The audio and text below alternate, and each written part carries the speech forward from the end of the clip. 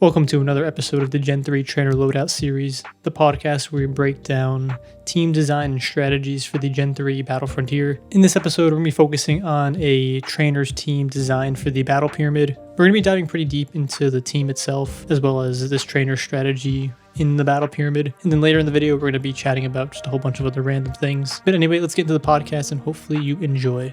Yeah, thanks for having me on here. My name is Julian, but a lot of places that you might see me, I'll have just the name Julian, or I could be going by, just a gamer tag, Sand for a lot of things. I actually used to be a shiny hunter on YouTube. I think earlier back in my years when I was a teenager, just because I had a lot of fun. Find an excuse to put on the camera for my Pokemon games. But eventually, I kind of grew out of it when I went to college and stuff and stopped making videos. But ever since then, I've started on, doing a lot of different Pokemon playthroughs. But I had a certain fascination with watching people do a lot of the Generation 3 games, and I thought it'd be fun to kind of go ahead and finally get started on my forever save Pokemon Emerald, which I would say is probably my favorite game now as well, just because it's the one that I got the most time into. I'm still finding out so many things about it, and I can delve more into it later on in the podcast. But yeah, that's just a sum up of me. Used to be a shiny hunter. Favorite game is Emerald, and I think I would say too that probably my favorite Pokemon of all time is Kyogre. So much so even that I've started doing things like building custom consoles that has a Kyogre design on it. That's sick. And the coolest thing that I did too was I made a version for my brother where he has a red DS that has Groudon on it. So we got the brotherly Ruby Sapphire combo going. But enough about me. What else you got? When did you start this your Emerald save or forever save file? I would say I have been working on it on and off for about 3 years now. I specifically started the save file because since I really love shiny hunting, I still wanted to keep doing it, but I didn't make videos about it anymore, especially because shiny hunting now is so accessible, which is probably a good marketing move on the Pokemon companies end, since everybody loves these things, make them easy to find. But I had a specific fascination with wanting to be able to find a shiny Mew.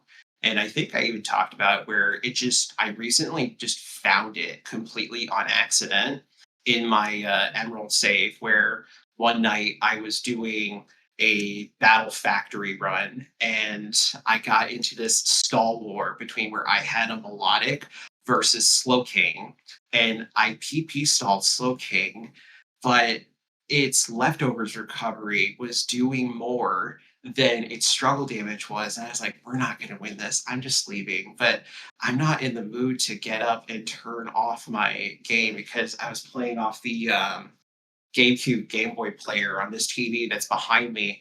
And I thought about, really the deep dives into the games where everything runs on RNG frames. And I thought, my game's been on for a while. Why don't we just try some Mew encounters? And it randomly appeared. And I specifically started my Emerald save file with the intention of one day finding the shiny Mew. But I had this thing just go off in my brain that says, I feel like I really need to earn it though first. And what's the one thing that I never was able to do as a kid when I was playing through these games was actually make some notable progress in the Battle Frontier. And I thought about how I got a few trophies from the Pokemon Club at my college for competitive battling, and this is a thing that I really want to reconnect with. So it just seemed like the shoe fit, and ever since I've just been focusing on wanting to do the Battle Frontier all the time and earn all the symbols as legit as I possibly can. So that's kind of what got me into the playing Emerald and starting my save was wanting to go for that Mew, but then the objective just inadvertently changed to wanting to make like the coolest, most awesome complete save file that I possibly could. I'm happy you went into the shiny Mew because I was going to ask about that, but that's an incredible achievement too. And you got a very or not that many resets too, right? It was pretty under odds. Mhm. Yeah, I never actually like seriously looked for it. So the way that I got access to the event was funny thing was I one day walked into a used game store because I thought that I could use an R4 to access the event. And I asked them at the counter, like, do you have any R4s? And the owner actually says to me, I don't know what that is, but here, you can have these, and he hands me a case that literally had 3 R4s inside of it, and I was like, "Okay, I'll just take That's it awesome. and leave." But I was able to use the R4 to use the NDS event editor application to go ahead and add the Mew event to my game, and from there, I deliberately never captured Mew with the pretense of wanting to go and shiny hunt for it one day. I mean, the only times I'd ever go over there is if I'm showing off my save file. Somebody like, hey, look, I can go to Faraway Island. Or there was another time where I thought I need to get a Lumberry. I'm tired of setting up calm minds for my Latios and then getting shut down by some stupid status problem that inadvertently happens every time.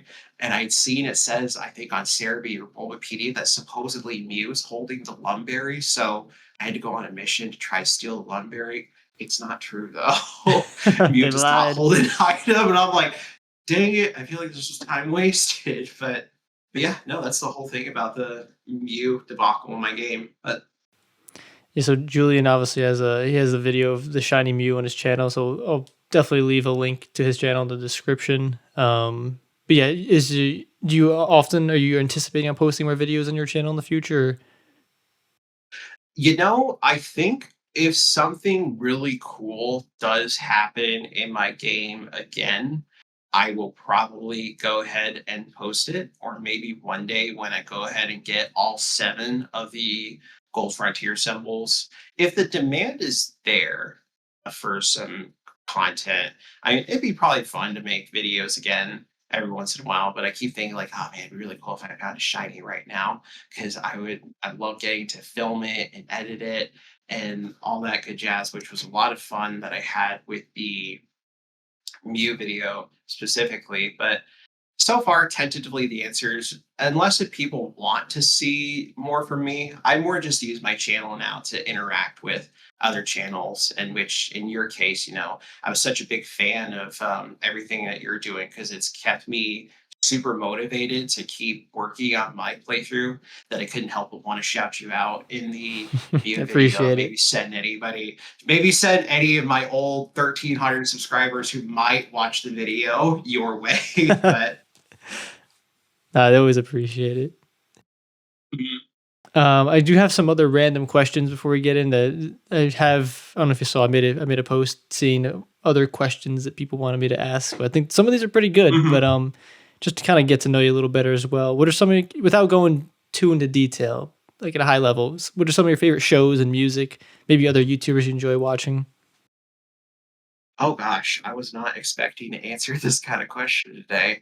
I think probably some of my favorite music right now, it's a kind of weird mishmash of like a lot of rock, but I'm also into a lot of like acoustic or a cappella covers of songs just because I really enjoy getting to sing them because I kind of used to be a choir boy when I was going through school. But if you watch Dawn to Dawn at all, that anime where it's basically ghosts versus aliens, they just recently had a metal song that came out that I think had a really popular artist do the English dub of it. I don't want to say the name because I don't want to be wrong about who it was on accident, but every now and then I'll just go around my inner monologue, just like, and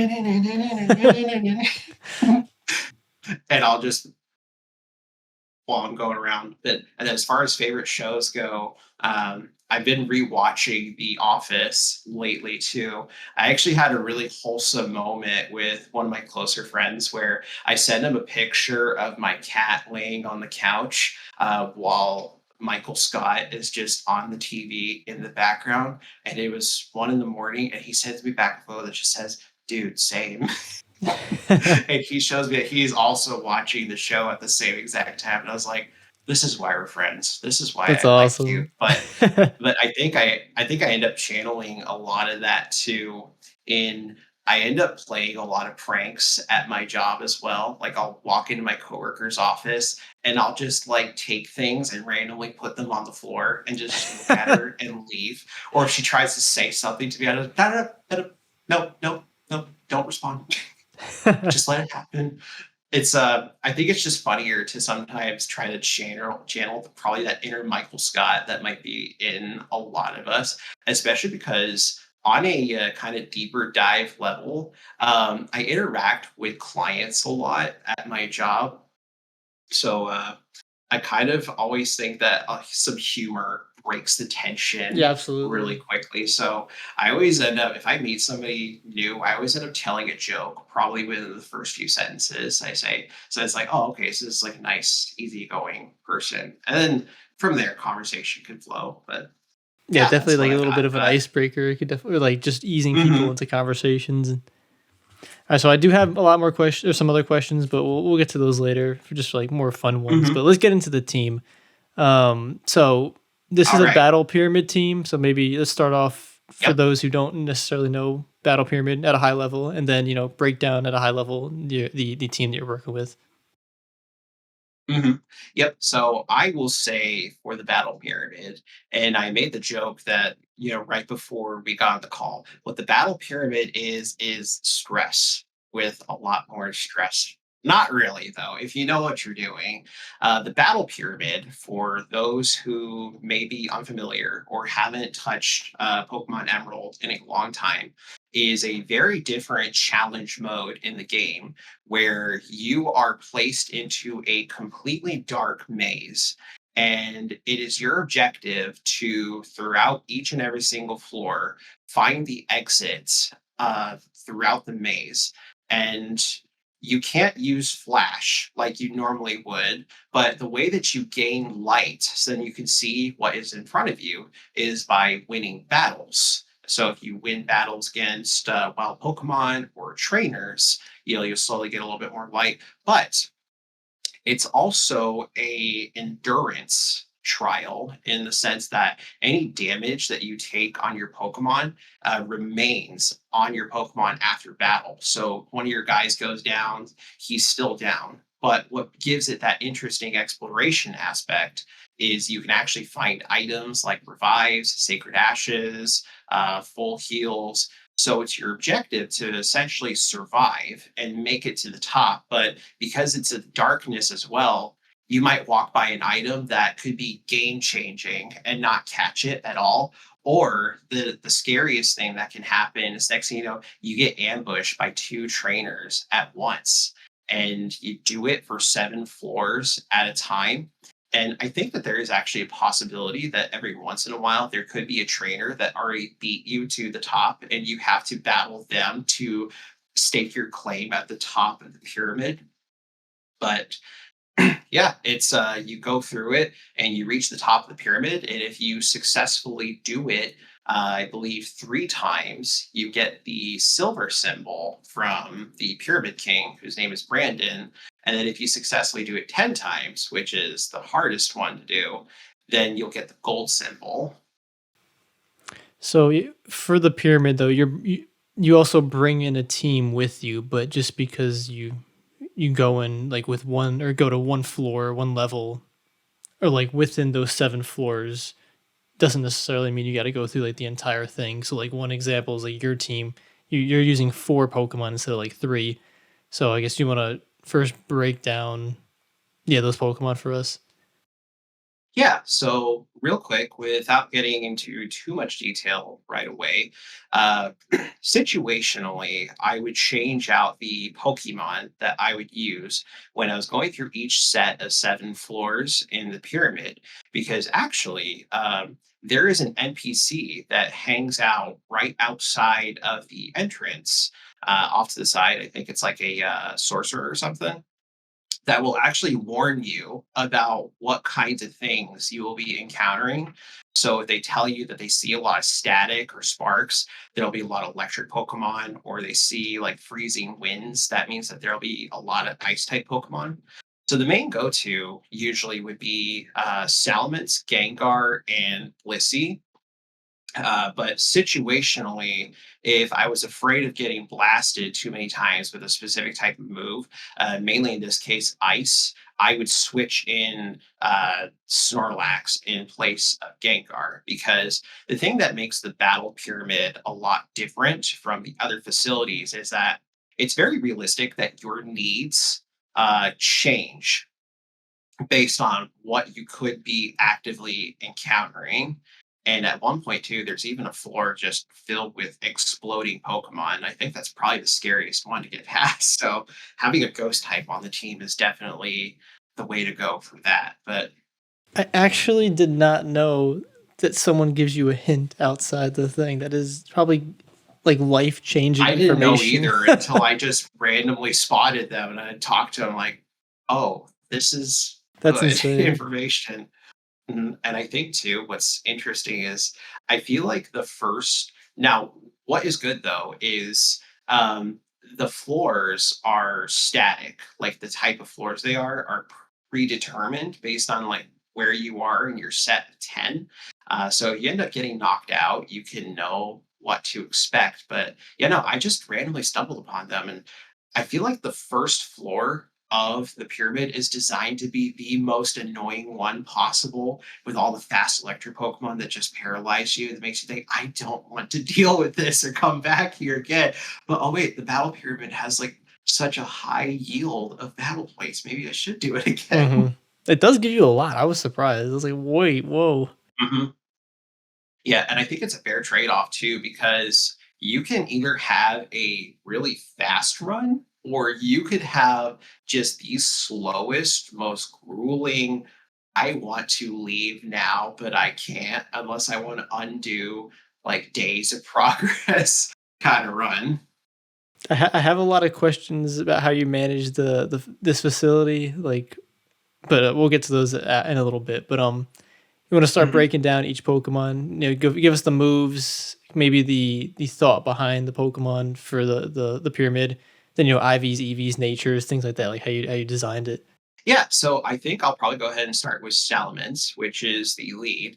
And I should probably make a disclaimer that the moves on my Pokemon are tentative, because similar to what was mentioned earlier with how your needs change in the battle pyramid, you can actually pick up really powerful held items, because normally you're not allowed to enter the pyramid with any items at all.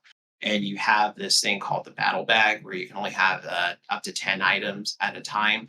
But on specific floors, you can find things like choice bands, leftovers, scope lens.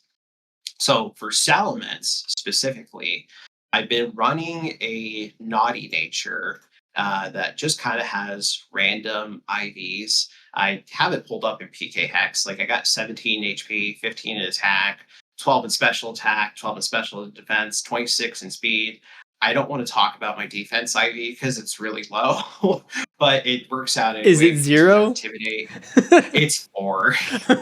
It's really At bad. least you got So some. I built this was the Salamence that was actually on my in-game team, and I thought it's Salamence, it's good enough. But I'm starting to hit that point where I'm wanting to kind of change out my lower IV Pokemon for the higher ones. But I run a naughty nature on it just because I'm really obsessed with wanting to make sure that we have enough damage to deal with a lot of threats. And Salamence is a Pokemon that I think is just naturally fast enough, like with the 100 base speed, that if you run max speed on it, you pretty much outspeed majority of threats most of the time. I'm pretty simple where I just do the 252 in two stats and then four IVs in whatever other stat. My Salamence specifically has max attack and max speed. But for the naughty nature, I went ahead and went with that because I wanted to keep the maximum damage output for having auxiliary moves like flamethrower available.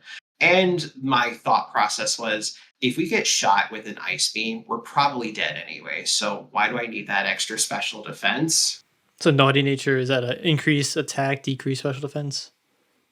Yep. Naughty is up attack, down special defense. And the moves that I run on Salamence specifically are aerial ace, kind of just because I think both like Riley and Moki have mentioned it on other episodes of the podcast where you need to have a lot of consistency because the game likes to play this narrative of the difficulty scale comes in, you're not allowed to play or do anything. So you're going to run into those guys that do nothing but spam evasion. So having a guaranteed hit move, I would say, is a must on a lot of teams. And then Dragon Dance, Rock Slide, and Earthquake. Now, what's interesting though is I only kept this move set specifically until I found a choice band and was able to get the choice band onto Salamence. And then once when we have that, I actually deleted Dragon Dance for Flamethrower, which I know is kind of a high risk type of thing to do because Dragon Dance is an egg move. But what I went ahead to what I went ahead and did to mitigate the risk from that is I just went ahead and made a clone of my Salamence.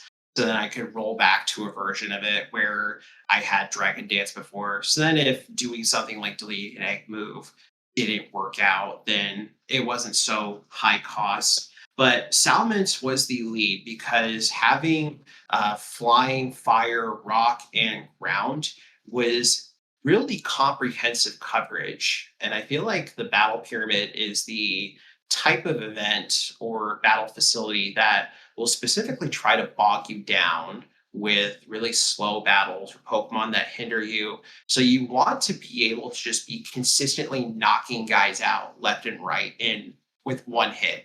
And you put yourself in the best position to be able to do that if you have just like the four big coverage moves. And it doesn't hurt either that you have a high base speed. So then if you decide that you do want to run away, then you have a pretty good shot at being successful. But also the other thing where Salamence synergizes very nicely with the other points of the team is the ability to intimidate. In a world where competitive isn't a thing and you can't get punished for it, having Intimidate is incredibly nice support for really specially defensive, bulky guys like Snorlax and Blissey specifically.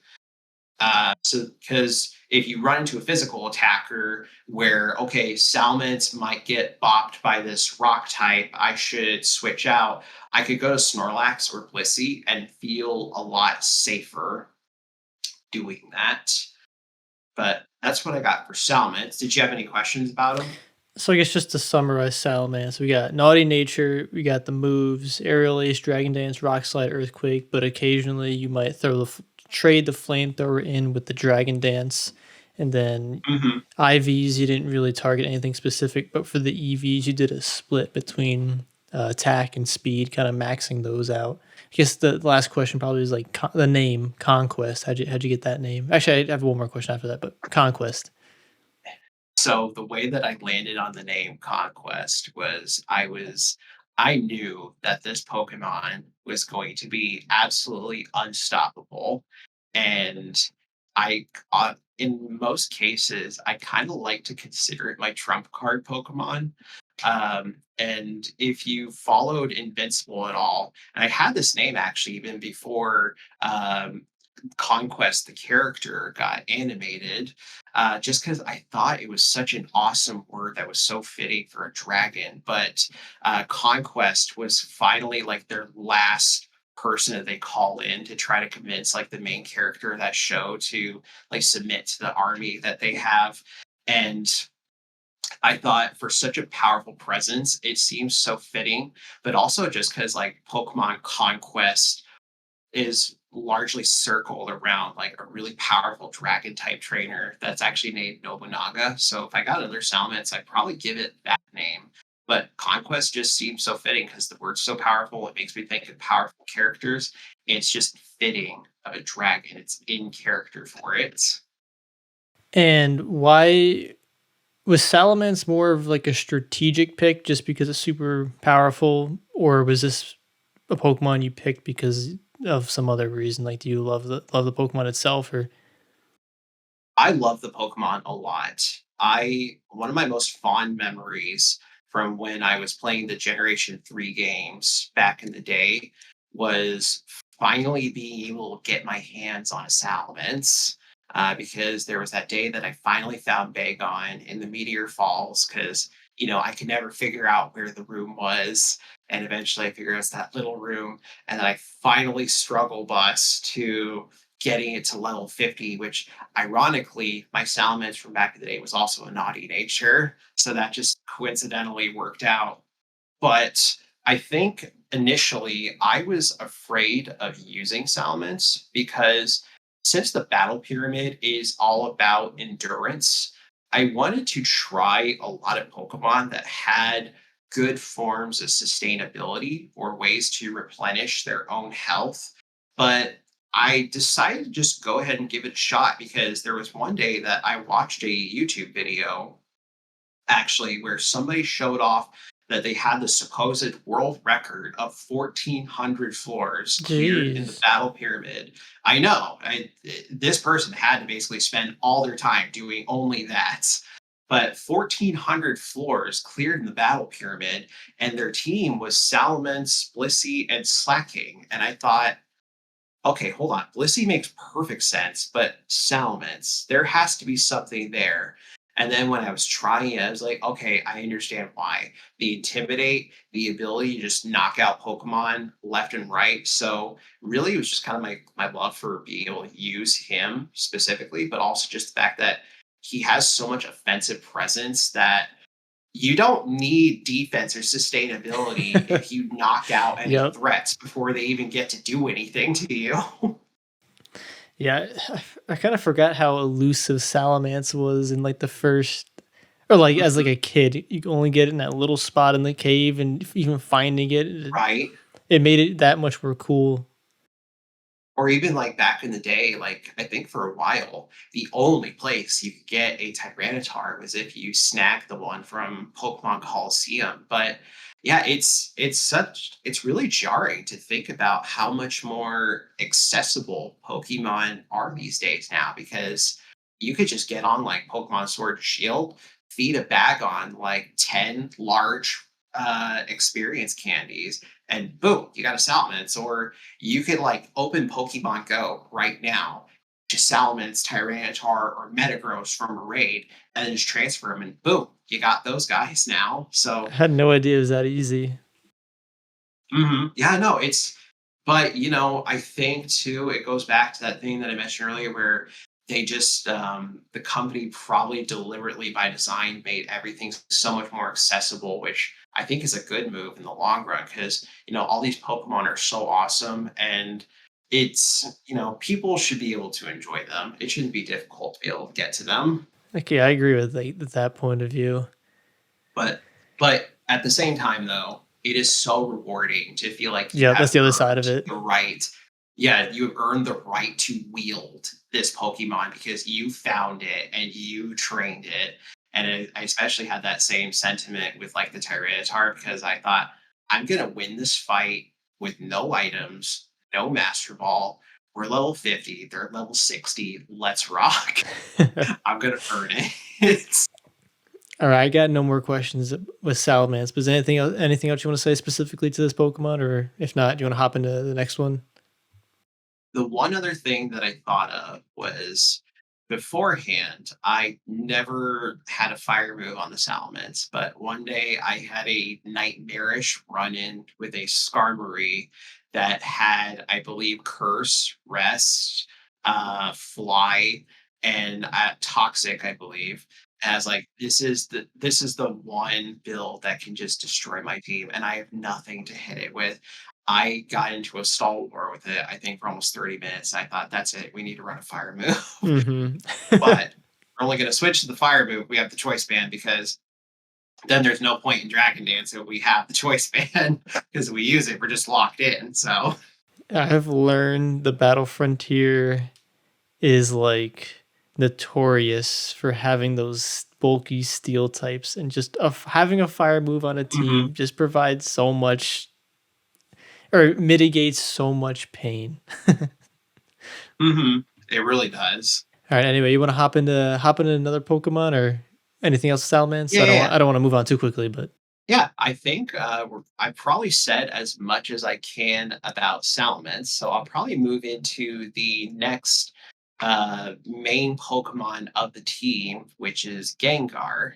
And Gengar was another interesting choice. I know that is a super meta choice as well, because this is probably one of my most expensive Pokemon that I have made on my save file because it's got the moveset Fire Punch and Ice Punch, which requires 96 battle points to be able to do. But it's kind of just like Salamence in the sense of it is really fast. It's on that other spectrum of attacks. So it's got the special attacks, and it's a really good Swiss Army knife of coverage as well because it can get access to, I think, ice, fire, psychic, electric, grass, maybe even dark. I think it gets access to a good dark type move. I mean, if you get lucky enough, get a Gengar with hidden power dark. But otherwise, this was also a good one where in Generation 3, Gengar is a lot more powerful in the sense that it still had the ability levitate. So it has complete immunity to ground and fighting, which were some good things that would also cover Blissey. But overall, again, if I was going through a floor that I didn't feel so comfortable with, I would be leading with Gengar instead. Initially, it was kind of a happy accident that I was using Gengar because initially my thought process was maybe I could take advantage of that feature that ghost type Pokemon have in the later games where if a ghost is leading your party, you have a guaranteed flee rate no matter what against the wild Pokemon. But spoiler alert, that plan does not work. It does. Yeah, it just may not be a thing in Pokemon Emerald. I'm not sure.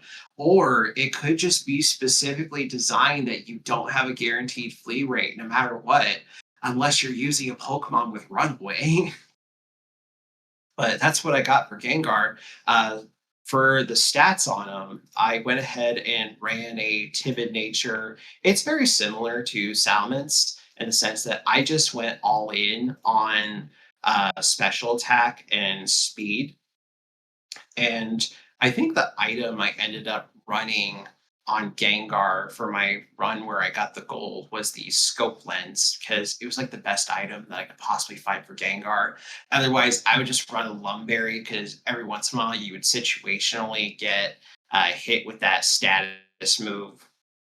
But otherwise, it's just really straightforward. It's high investment though, and I thought after we can't run. We'll just play out this run that we have. But wait, oh, Gengar's actually working out really well. Let's just keep it on the team and see where we go with this. And it actually ended up carrying us all the way. So for the IVs, though, I got 24 in HP, 23 in attack, 12 in defense. I actually got lucky and I landed 31 special attack, 9 special defense. Yeah, and then 29 in speed. I think it took me this was too like from the era I didn't understand IV breeding that much yet in the game. I think it took me like 2 or 3 days to be able to breed a ghastly with those IVs before I was finally happy with one. At least you got the perfect, or yeah, the max special attack. Mhm. I know, it's the Battle Frontier is one of those facilities where you really can start to split hairs a lot about wanting to make sure that you have as much firepower as possible. I mean, I think I've learned the hard way too that why people run a modest Latios instead of like a timid one because you just miss so many KOs. So knowing that you're doing everything that you possibly can, give yourself the best edge is just that reassurance of like, ah man, I could have maybe gotten out of this tight situation if I just had a few more IVs and attack and care. But So the moves you have Ice Punch, Fire Punch, Psychic, and Thunderbolt. Again, like you mentioned before, Gengar can learn a lot of moves. So why'd you pick mhm. these specifically? So for these moves specifically, traditionally I would run Ice Punch, Fire Punch, Thunderbolt, and Explosion on the Gengar, but I probably don't need to explain why Explosion is a bad idea for the Yep. battle pyramid. But uh, if you actually go through a type coverage calculator for Generation 3 specifically, I think just having Ice, Fire, and Thunderbolt, um, Ice, Fire, and Electric, you will always have at least one neutral, if not super effective attack against any Pokemon that you could possibly encounter. And for the fourth move, I would actually change it back and forth between Psychic and Giga Drain based on what the sorcerer warns that you would run into. So if they warned that there was going to be poison, I would switch to Psychic so then I could start hitting those poison types with Psychic. But they warned that there's one where they warned that there's going to be a lot of earth trembling or a lot of Pokemon that know earthquake. I ran Giga Train for that, and I actually got lucky on some of the calls because just when I started donning Psychic, that is when I started running into Wheezing in the pyramid. And Psychic happened to be the one move on my team that could one shot them consistently. Or I think two, you run into Doug trios and Giga Drain just gets rid of them so quickly. And it was so nice. So it's kind of just that those moves plus the one auxiliary move that you need is like the perfect just Swiss Army knife set to just always have some good thing that you can click on no matter what. Dude, Wheezing ruins so many of my runs. Like, I didn't know Wheezing was so powerful, but if there was a psychic move on a team or just some way to handle Wheezing, I, yeah, Wheezing, it was so intimidating for me.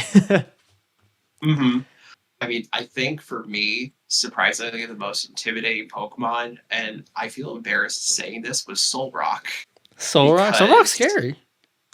I know because it could have explosion, and it could also have toxic, but it also just happened to be that one type combination that could hit Salamence for super effective damage, could hit Blissey with explosion, it could hit Gengar with psychic, and to make it worse, it has levitate. So I was stressing really hard on those floors that had Soul Rock because Soul Rock actually played a part in my first big run ending before I could make it to the goal. And I was just like, I got stopped by this sun thing that I never cared The about. sun thing.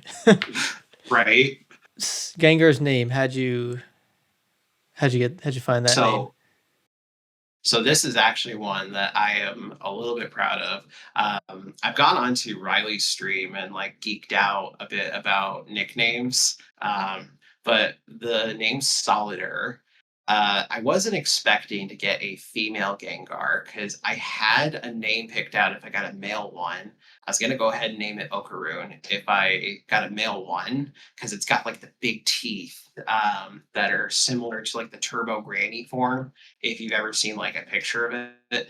But this name actually references some of the manga from Frieren, where Solider is a considered a nameless great demon, and I knew that this thing was going to be powerful and really destructive, just like Salamence. We're going to be taking stuff down, and if I can't take you down, I'm probably going to take you down with me, especially with explosion. And in the lore of the show Freerin, she actually warns her apprentice of saying, if you ever encounter a nameless great demon, you need to run immediately, because if there is no recollection or any data about them in history, it likely means that they have eliminated every single adventurer that they Hmm. had ever met. That's And I insane. thought that is so freaking cool. I'm gonna name this thing Solider because it just fits that characteristic so well. And I'm really excited too to see it get animated probably in like one more year or two. So if you're a manga reader for Frieren and you're listening, you'll probably know the character that I'm talking about. But otherwise, if you're anime exclusively, it's a really powerful demon that will pretty much be a match for everybody. That's going to probably come up in the next year or so. It's very fitting. Yeah, I started reading Mhm. that like not to go down a rabbit hole, but like for 10 seconds, I started reading that like a while ago. Then I started watching the show, but I just that's a show that I've been meaning in like or something to read.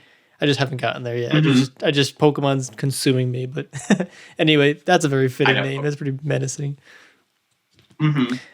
So like, it kind of seems like Gengar. I mean, obviously outside of it being a very powerful Pokemon and it's cool and I guess strategic for the team, kind of paired with Salamence. But is there any other reasons why you chose Gengar over some other Pokemon?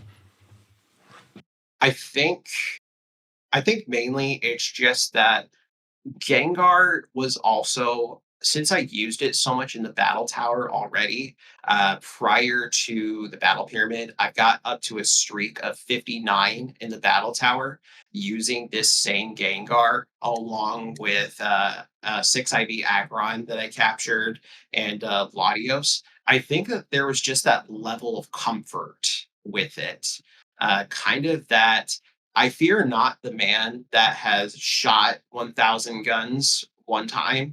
I fear the guy that shot one gun 1,000 times because he's going to be on point with it. So yeah, I like that quote. I thought it was more of a was it the kicks, Bruce Lee with the kicks, but it's the same principle. Hmm. Uh, I ma- think there's a lot of different versions of it. yep. Like I fear not the guy that's played 1,000 decks one time, but I fear the guy that's played one deck a Cyber thousand dragons. times. 'Cause- Right. My favorite is Pendulum Magicians, just because I like having access to all the summoning methods available, and you can get so many monsters so fast. But obviously, if you run a copy of Nibiru, I'm not going to want to play you, but because Run that just three. shuts down my whole Hold on, strategy. we got to go back. You said something. You glossed over it real quickly.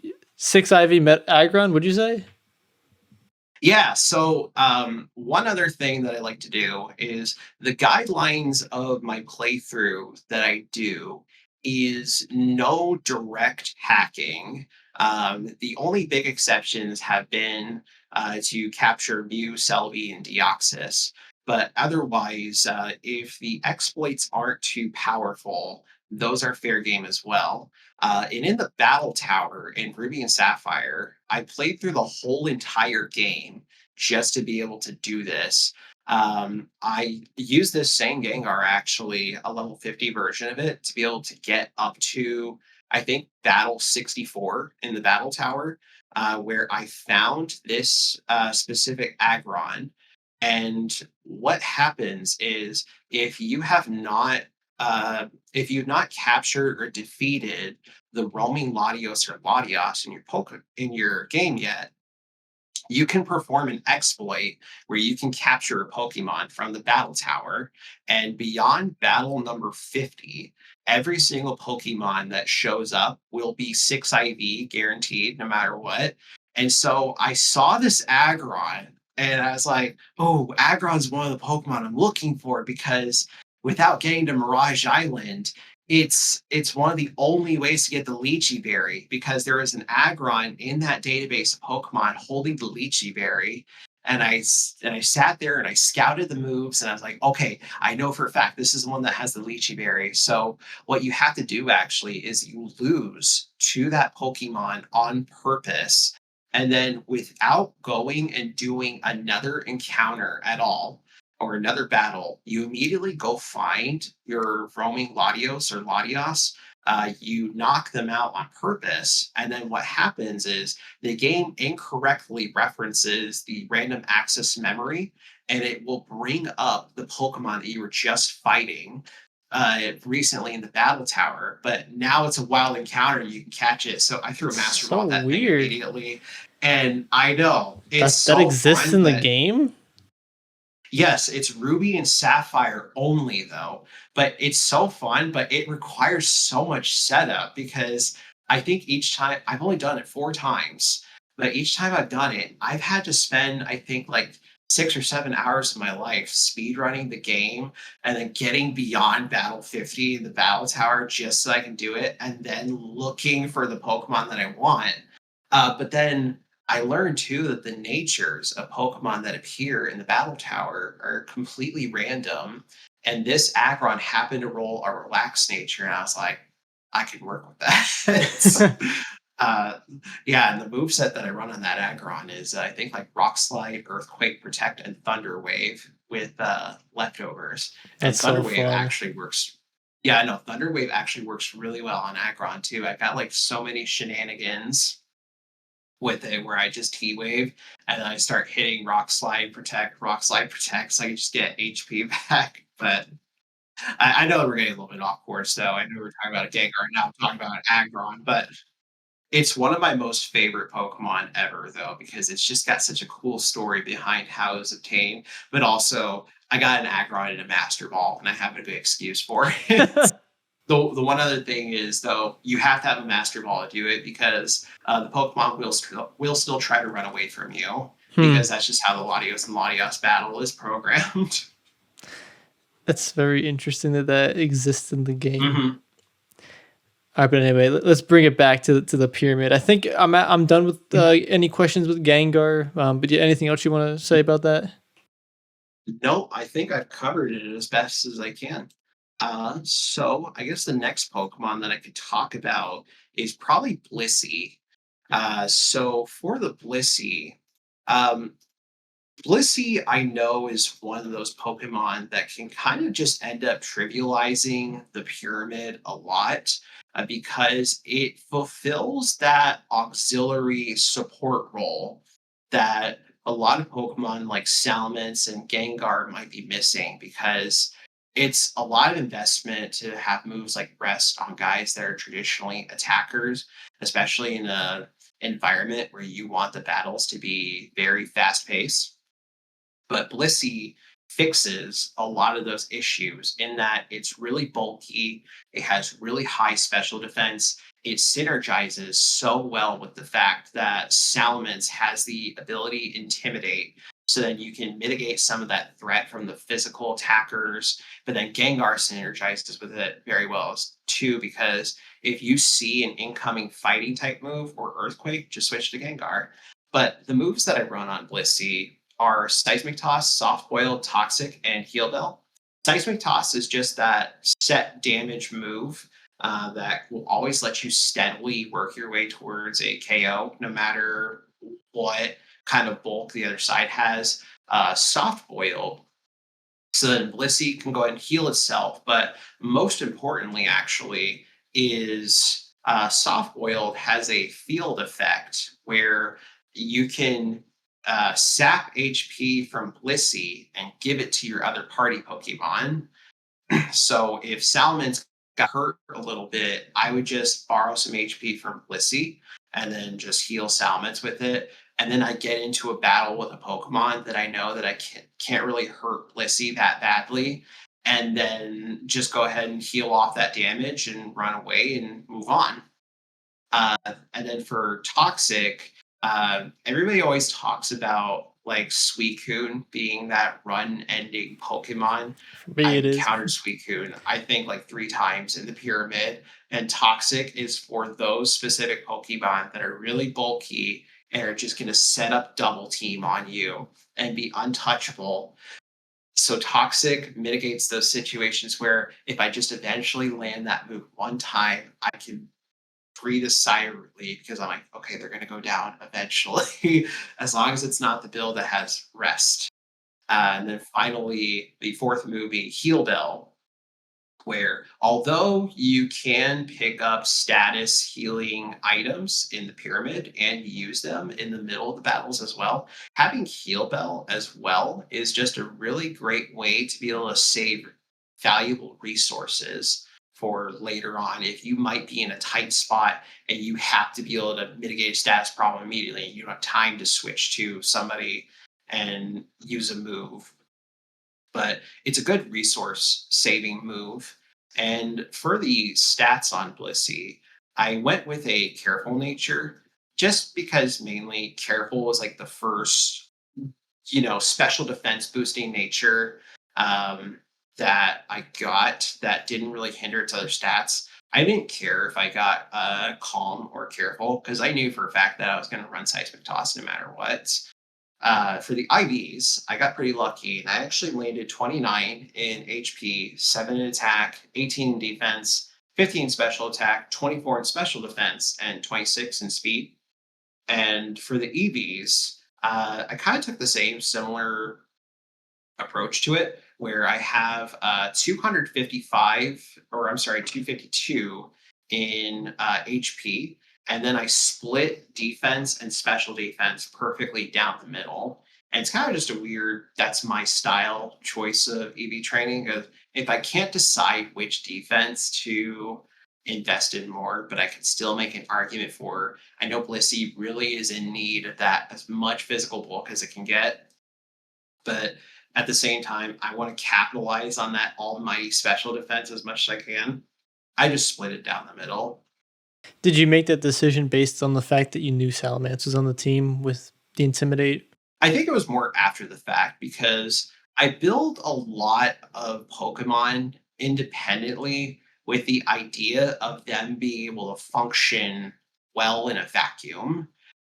Because, a lot of these facilities can hit you with so many curveballs and that you get hit with a critical hit on your lead Pokemon.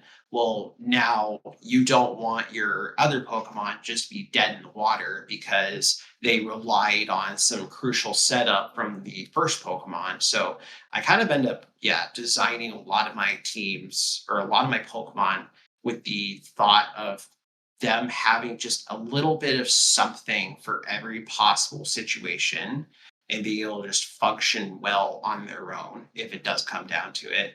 And I have had some like scary run-ins where like Salamence does go down, and I think, okay, well now we have to problem solve with just Gengar and Blissey. But Gengar is not a safe bet either to switch into unless I absolutely have to. So nickname's Queen. How'd you get that? So this was another one where it's kind of an anime name. The Queen is actually the name of the nurse from Dawn to Dawn, and I just thought it was kind of a funny contrast that one, they're both, like the nurse or the nurse Pokemon, and Blissey seems like it's so happy, but Queen is such an angry character. And also just overall, Queen seemed like it was a really cool word. So it seemed fitting for Blissey. And I've liked sticking with it since. I don't think I have any other questions with Blissey, but anything else you want to add before moving on to Snorlax? Not that I can think of off the top of my head, other than just the de facto rule of Blissey is I wish that the Choppleberry existed Was in that there? Generation 3 because it's my favorite item run. So if you get hit with a fighting type move, it halves the damage that you take from it. So it's like a one-time bailout if somebody surprises you with a fighting type attack. But the only thing I got is just uh, it's so fun to use Blissey in Generation 3 because of the physical special split, because it's a lot easier to keep tabs on what it's safe to come in on versus what it isn't. So it's like I can already look at a Pokemon in most cases now. There's no way that it can hurt me, except every now and again. I'm very scared of the Pokemon Golduck now because Golduck. Blissey ends up educating you on what Pokemon can randomly have fighting type moves, and Golduck can have cross chop. Cross chop of all things. I'm like, Dang I it. think So, on that point, I learned how many Pokemon, or yeah, I've learned that I can be educated on how many Pokemon have the move Icy Wind when you start running Salamence in the Battle Frontier. oh Just gosh, like the most random right? Pokemon. It's like really I Salmons and the existence of ice moves just has me paranoid to the point where if I even see a water type, just on principle, I switch out because I'm like, that could have an probably ice has it. move. And I've been there before in those tough spots where like, please don't have an ice move, please, please, please. All right, let's hop on over to Snorlax. Very interesting move set. Yeah, break down Mhm. Snorlax. Yeah, I was gonna say, so Snorlax is probably the most unorthodox choice for this. And this is one of those ones where originally my team that I was going through the pyramid was Salamence, Snorlax, and Blissey. And I made it to floor 55 before I got ambushed by a Dragonite plus Latios at the same time when one of my Pokemon was already down because it was like the explosion floors. And I tried to go for a rock slide on the Dragonite and it missed and then hit my Blissey with a crit earthquake. And I thought, we're done here. I don't even have any revives.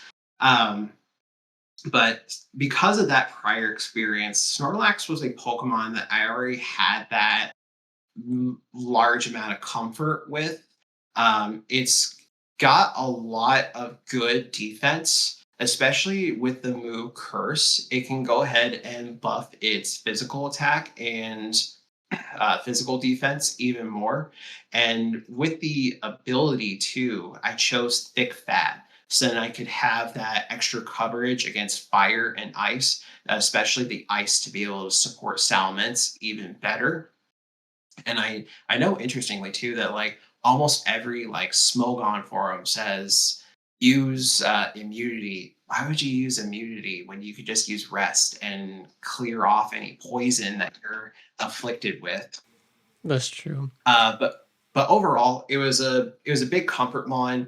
It has that self-sustaining ability with rest, and I thought that I could play off of the fact that you can find a lot of healing items in the pyramid. So I would end up equipping it a lot with a chesto berry or a lum berry whenever I could find it. So then I could use that tech, use rest, and then you gain all your HP back and wake up immediately, and it's got those good defensive auxiliary switches for ice and ghost, and it can heal itself off. Otherwise, for the stats, I, I initially wanted to go for an adamant nature. It was actually a happy accident that I got a careful nature because the Everstone trick isn't 100% foolproof in Generation 3. You got that 50% chance that it could fail. And I happened to get this careful natured Snorlax that had really amazing IVs, which I got 27 in HP, 26 in attack, 31 in defense, 26 in special attack. I got 12 in special defense, but I thought it would be okay because I got a special defense boosting nature on Snorlax. And then I got 26 in speed, which I know doesn't matter that much. But and then for the moves, though, I have Body Slam, Rock Tomb, Curse, and Rest. This is one that I settled on eventually because Body Slam was just that good stab move that could paralyze the opponent's Rock Tomb. Actually, if I encountered a Pokemon that I knew was too fast for Salamence to be able to deal with, I could switch into him or switch into Snorlax, use Rock Tomb a couple times, and now I know I guaranteed can outspeed. So then if I get into those instances where I have to sack somebody off, I know that Salamence can come in and clean up quickly. And then Curse is just a good boosting move in general for the physical attack and physical defense, and then rest for that good self-sustaining auxiliary.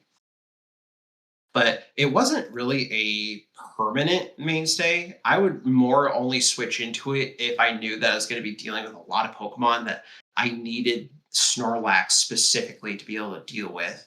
But the final thing though that really solidified Snorlax's place was I did I do a lot of like game events for the local community in the city that I live in. And so this goes back to that thing that I talk about where I make a lot of my Pokemon function well in a vacuum of I do battle events where I like clone some of my Pokemon to another game, let people choose six from my guys that I have and battle each other with them, let my That's Pokemon fun. serve as rentals. And I had the strangest observation in that I have a Zapdos and an Articuno built on my save file. And I noticed every single time the matchup of Snorlax versus one of the legendary birds happens, Snorlax just wins no matter what. Especially because it's got access to that rock move that it can shut people down with. It can just heal itself before any significant damage is done. And then it clicked with me more. Thick Fat halves the damage of fire and ice. And I thought, with the combination of Intimidate and Thick Fat, that just nullifies the legendary burst so hard. So I specifically went through the pyramid with Salamence, Gengar, and Blissey as much as I possibly could till near the final floors. I changed out Gengar for Snorlax because I knew the entire fight would just be a wash if I had Snorlax. And it was actually an assumption that ended up being very on point because the way that the gold medal battle ended up going against Brandon, Snorlax just 1v3'd all three of those Really? birds so easily. And I was sitting there freaking out. I'm like, there is no way. As soon as I knew that the Articuno didn't have sheer cold, I was like, okay, I know that we can just get in here, start cursing up, and we are set. And I even had like the only scary thing that happened in the fight was I almost got knocked out from tanking three thunders in a row. But on that third turn where I got hit with a third thunder, I got knocked down to rest or knocked down to red. I used rest at the same time, healed out like all my HP instantly. I was like, okay, Snorlax has got this. Jeez. I just keep calling this fight. Snorlax would like to speak to your manager, please.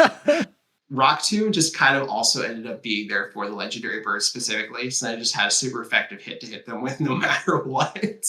And also because I was a little bit lazy and I didn't want to spend the 48 battle points on Rock Slide. I was So gonna say it can learn Rock Slide, right?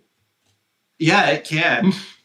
I feel like Rock Slide is the better move, but kind of like what you said, kind of more specific to your team, getting that speed a little Mhm, bit slow. I guess I could see that being really mhm. helpful.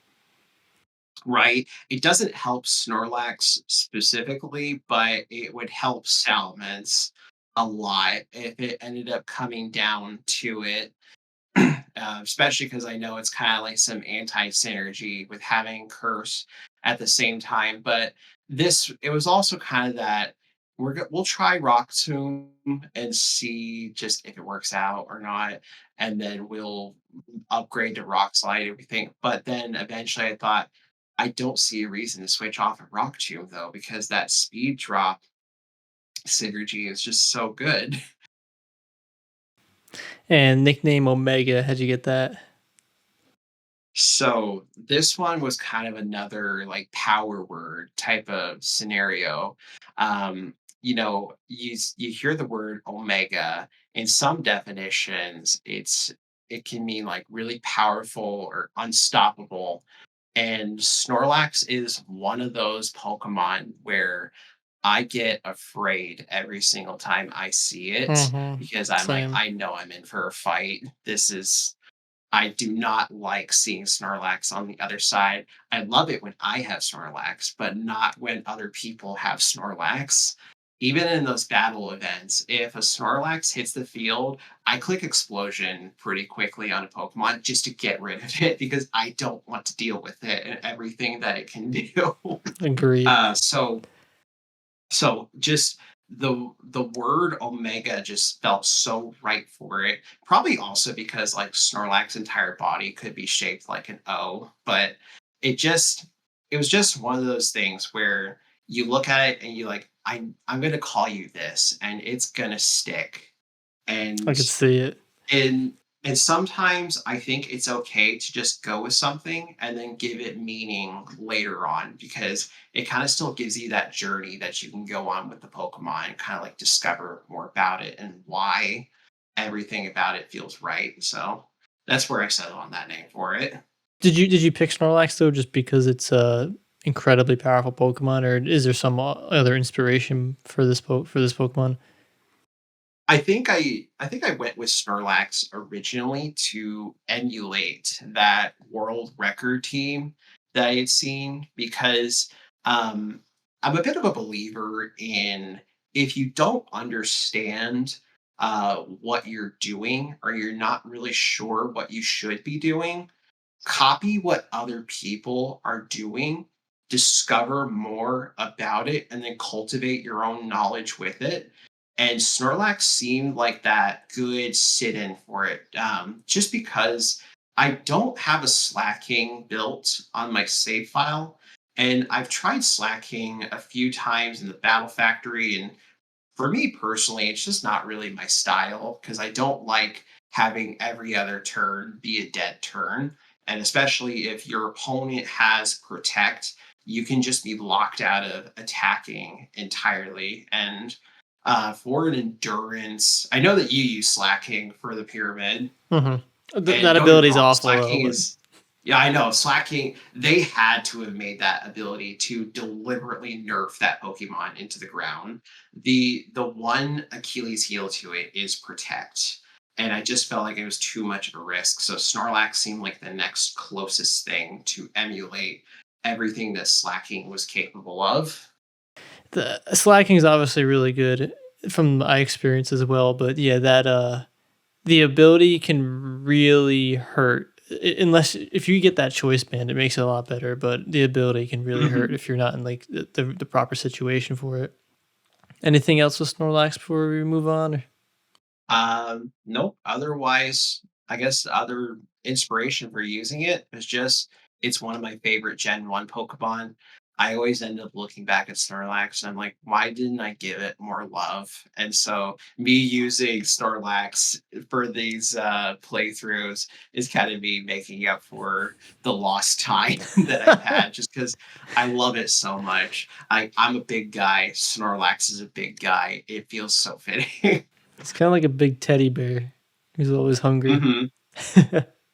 Right, except I fear if I ever saw a Snorlax in real life, Run. I probably wouldn't get close to it just because, like, you're stuck if it rolls over on top of you, You just die. right? So we got a pretty good in-depth analysis or assessment of the team and each Pokemon, but I kind of want to Mhm, break down how you actually go about, I guess, implementing this team like in the pyramid. So I guess going into the pyramid, do you have a different strategy early game as opposed to late game? And I mean, you mentioned before it's going to be kind of dependent what Pokemon you bring in based on what that sorcerer says. mhm. But I guess just playing the game early on versus late, is there some difference between them? Like how you're thinking about it? I would say yes, definitely, there is a big difference. So the I'd say mentally first, you're you're in a better headspace early on versus when you're way deeper into the pyramid you kind of have that high stakes. A lot of my choices are going to start to matter because I could lose hours of progress coming this far already. But that's just the very nature of the battle frontier in general. um, but early on in the pyramid, I would say that is the time to really lay the groundwork for how your run is going to go. You, I would recommend, and this is something that I did, is spend a lot of time collecting as many items as you possibly can. Because the more revives that you have, the more lumberries that you have, the more hyper potions that you have, can really help you out later on because I've noticed a trend where it seems like those items start to become more scarce as you get deeper into the pyramid.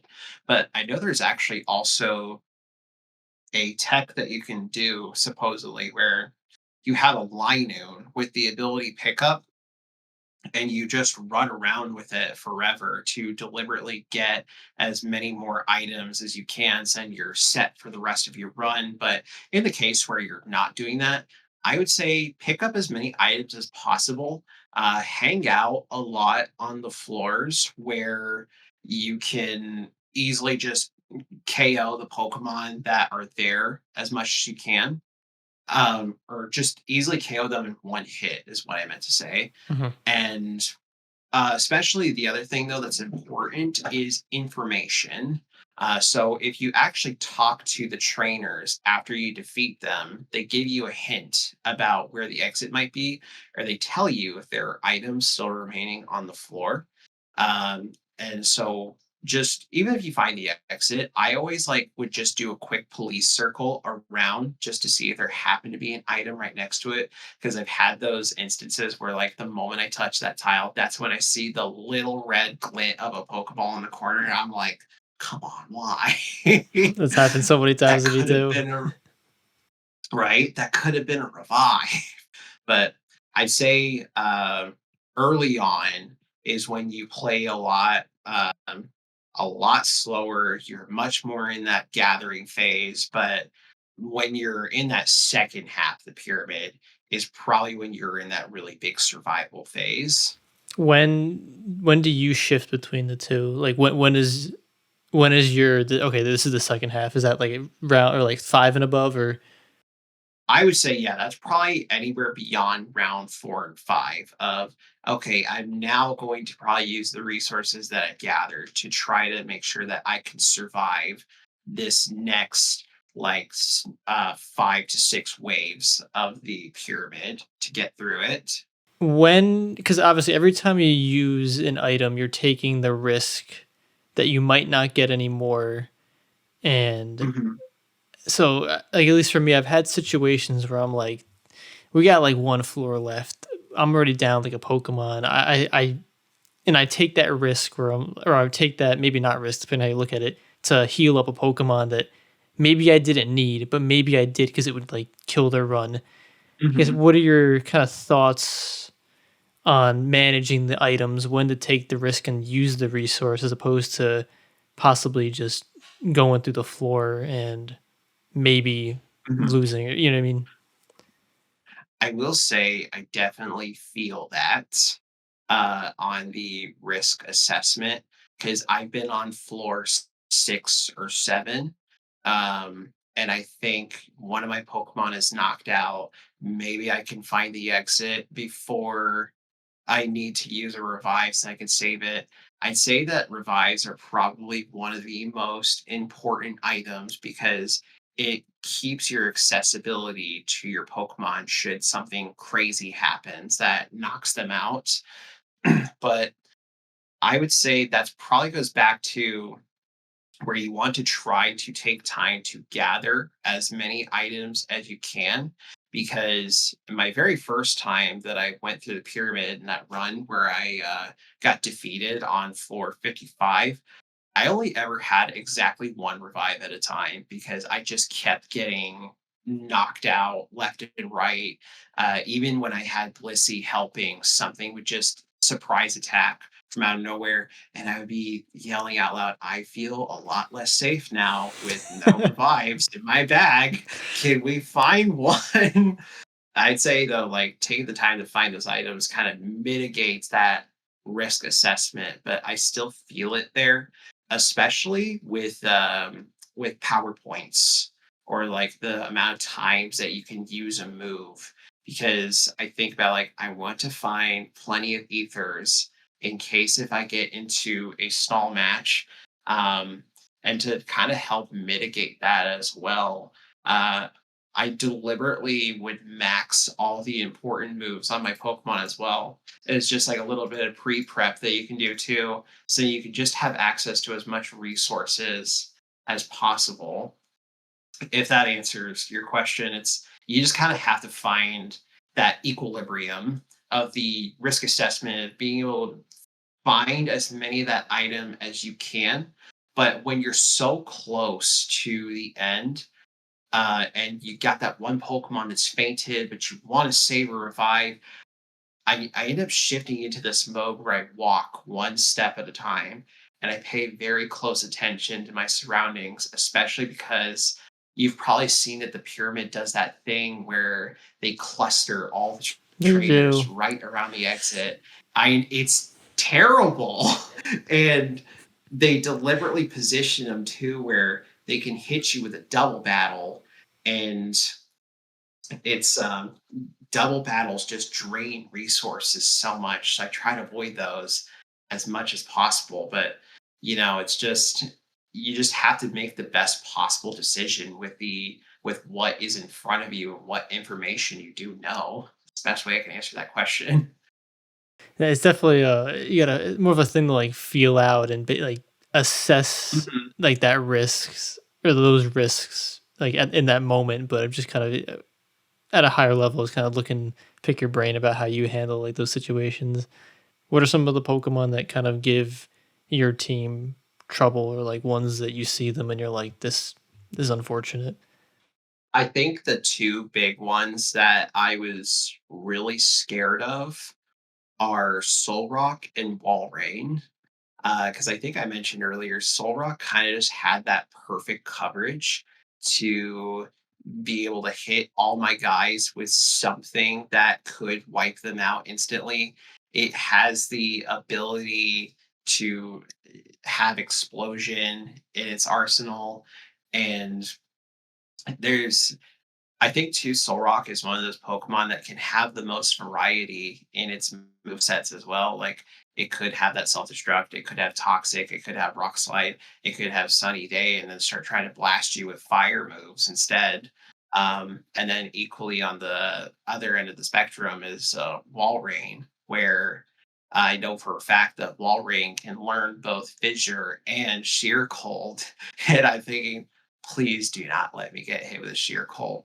And there's going through the pyramid, there's a few of those high energy moments where you see the CPU go for that Oko move, and you're like, please don't. Okay, good. We missed. We missed this time. And so Walrein is one of those ones where it's bulky enough that I don't feel good about wiping it out in one hit. Because if I chance the rock slide miss with Salamence, I could get blasted with a blizzard or ice beam. If I chance it with Gengar, I don't feel good about Thunderbolt OHKOing all the time because it just is that specially bulky. And otherwise, for Blissey, it could try to smack me with Sheer Cold. And I don't know if it did have Sheer Cold, but I didn't want to find out. So, Hmm. Yeah, I can definitely see I guess the concern with whale rain. I mean, again, you do have the thunderbolt and rock slide, but like you said, there are mhm, still instances where it might not be in your favor, and eventually, mhm. yeah, the whale rain will hit the sheer cold just inevitably, and then Yeah, and it's that kind of mental thing too, where you get so deep into these challenges, it starts to feel stressful because you don't want to leave anything to chance. but you So have to sometimes. that rock slide is one of those moves where I don't want to click it unless I absolutely have to, just because it has that 10% chance to miss. And I think that from playing another game, there's that mentality of if it's not 100%, it's 50%. Because It either hits or I'm misses. sure I'm sure everybody has those horror stories of I was about to win and my one move that would have mattered missed. And I think my best instance of that is I had Icy Wind miss two times in a row and it's 95% accurate. And I went and did the math and I was like, that was a 1 in 400 instance. Jeez. 399 other times I would have won that battle. But we exist in the universe where I lost Yeah. because inaccurate moves. It'll happen eventually. I don't know if you you got a chance to see my battle pyramid run, but I got to Mhm. my rock slide missed, and that was I the goal. saw. I So I was feel I the was at pain. work and I was at work, I was listening to it, and then when I heard that you got to Brandon, that's when I, like, stopped what I was doing and watched, and then I hear you going, "Oh, please don't let Rock Slide miss," and I'm like, It had bright "Rock powder Slide's too, gonna though, miss." so there was a higher chance. But anyway, I yeah. hate the existence of bright powder because you don't know a Pokemon has bright powder until you find out it has bright powder. Hmm. Because moves that should hit that just don't, you're like, come on, man. Yeah, so I definitely feel the pain of that rock slide, but we move on. Mhm. But Right? We have to take those in grace. But I think though, have you I don't know, this might be a bit of an out there question to ask. Have you done the battle pyramid again yet since, or have you managed to clear it, or do you have any plans for it soon? I'm gonna go run it back exactly kind of how we did. I think I just had a needed better item management. That was like the first kind of run I think was slacking. Mhm. Maybe it was the second. I don't really remember, but like that was the first run getting that far. So I think I learned a lot. And if we got ended up getting the gold, that would have been great. But I got farther than I thought Right? I would. Because So then you could just be done with it. yeah, like I didn't really manage the items as well as I probably should have. So Yeah, I would say that was probably the bane of my first run as well, is just the item management because I was running with one revive at a time versus this second time, like I was so on key with the switches that I was able to preserve items so well. I went into the Brandon fight, I think, with like 11 revives in my bag. But then nice. I said to myself, I'm not going to use items unless I absolutely have to. And I think the only times I actually got KO'd was I got hit with a fire blast by a blaze boosted Typhlosion in the sun that O-code Salamence. And I was like, well, and another time was a Porygon 2 that I swear it felt like it was holding a choice band, knocked out my Pokemon left and right. Because I was like, why is Porygon 2 so good in a world where it It's doesn't have powerful. Eviolite? I want to build one now It is because so Porygon 2 is like powerful. one of my favorite Pokemon. And then the one other time I did actually get knocked out was I was the final floor right before Brandon. I get there, it's just a wide open room with like 10 trainers in it. And I encountered a trainer that had X Cloud, and I was like, whatever, just earthquake it. And it lived and it hit me with counter. And I'm like, well, Oh, oh, it's disgusting. at least we have it. This is that high energy. Okay, we're at the end. It doesn't matter anymore. Just revive it off. Kind of want to go back to the items too. You kind of mentioned before choice band on Salamence. Is the team reliant on Salamence getting the choice band? And are there any other items that like you absolutely are like, we want this, or items that you want to see, like held items? That's an interesting question because I think back to what was discussed earlier, it's situational because if I don't have a choice band, I have Dragon Dance instead of Flamethrower on Salamence. But if I do have choice band, then I'll have Flamethrower. And I would say um, probably mostly yes. Choice band, finding that item makes your run significantly easier because it speeds up your battles so much. You have just that extra assurance that your attacks are probably going to wipe out whatever is on the other side of the field. But the other thing that makes it scary is, and I try to do these runs with as little information as possible, except for what I have learned from experiencing it, is choice band apparently only spawns on very specific floors of very I think specific so. runs. So it's almost like you deliberately have to be looking for it, which is why too it's good to really just explore and find every single item that you can. And I remember when I finally found a choice band, I think on floor like on the second run of the battle pyramid, I was like, this is going to be way easier now. But in contrast, leftovers is another fantastic item to have, and is traditionally what I want on Blissey because you have that amazing passive recovery. I didn't find the leftovers until I was like on floor 60 or like right about to fight Brandon. I'm like, well, I have it now. So, Better late than never, but I other guess. right, better late than never. I would say the team couldn't, it's not that the team couldn't function without the choice band, but the choice band helps a lot, you know? Like the team was slacking that I was building. Like the Mhm, I wouldn't say you absolutely need the choice band, but there are a lot of Pokemon that slacking, at least the slacking that I built, that it couldn't one shot without the choice mhm. band. And that makes the run very bad, if that makes like you don't absolutely need it, but I it's almost there where it's like you absolutely kind of need it. Oh, there's the kitty cat. Oh, yeah. The first time at least I got a choice band, there's Pokemon in the pyramid that hold the choice band that use the move, what is it, like trick or whatever. So I had my slacking. This is the first time I got the choice band. I had the slacking, then there's like Kecleon or whatever you call it, and it used trick, and I was like, oh, it gave me the choice band, and I killed it.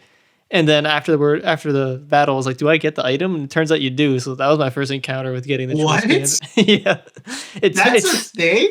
it stole my I think bright powder or something like that. Is it bright powder or leftovers? And then yeah, I was kind of bummed I lost If my item, it but was a bright powder, we could lose that. I'll make that trade. But, yeah, give me honestly, I feel like anything for a choice band's a fair yeah. trade. So that was my first encounter with Um, that. you, you ever do this silly thing though, where you give your Pokemon an X item just to hold, so then like you Yeah, don't have to throw out an important item? and it kind of helps, especially with But X accuracy or whatever.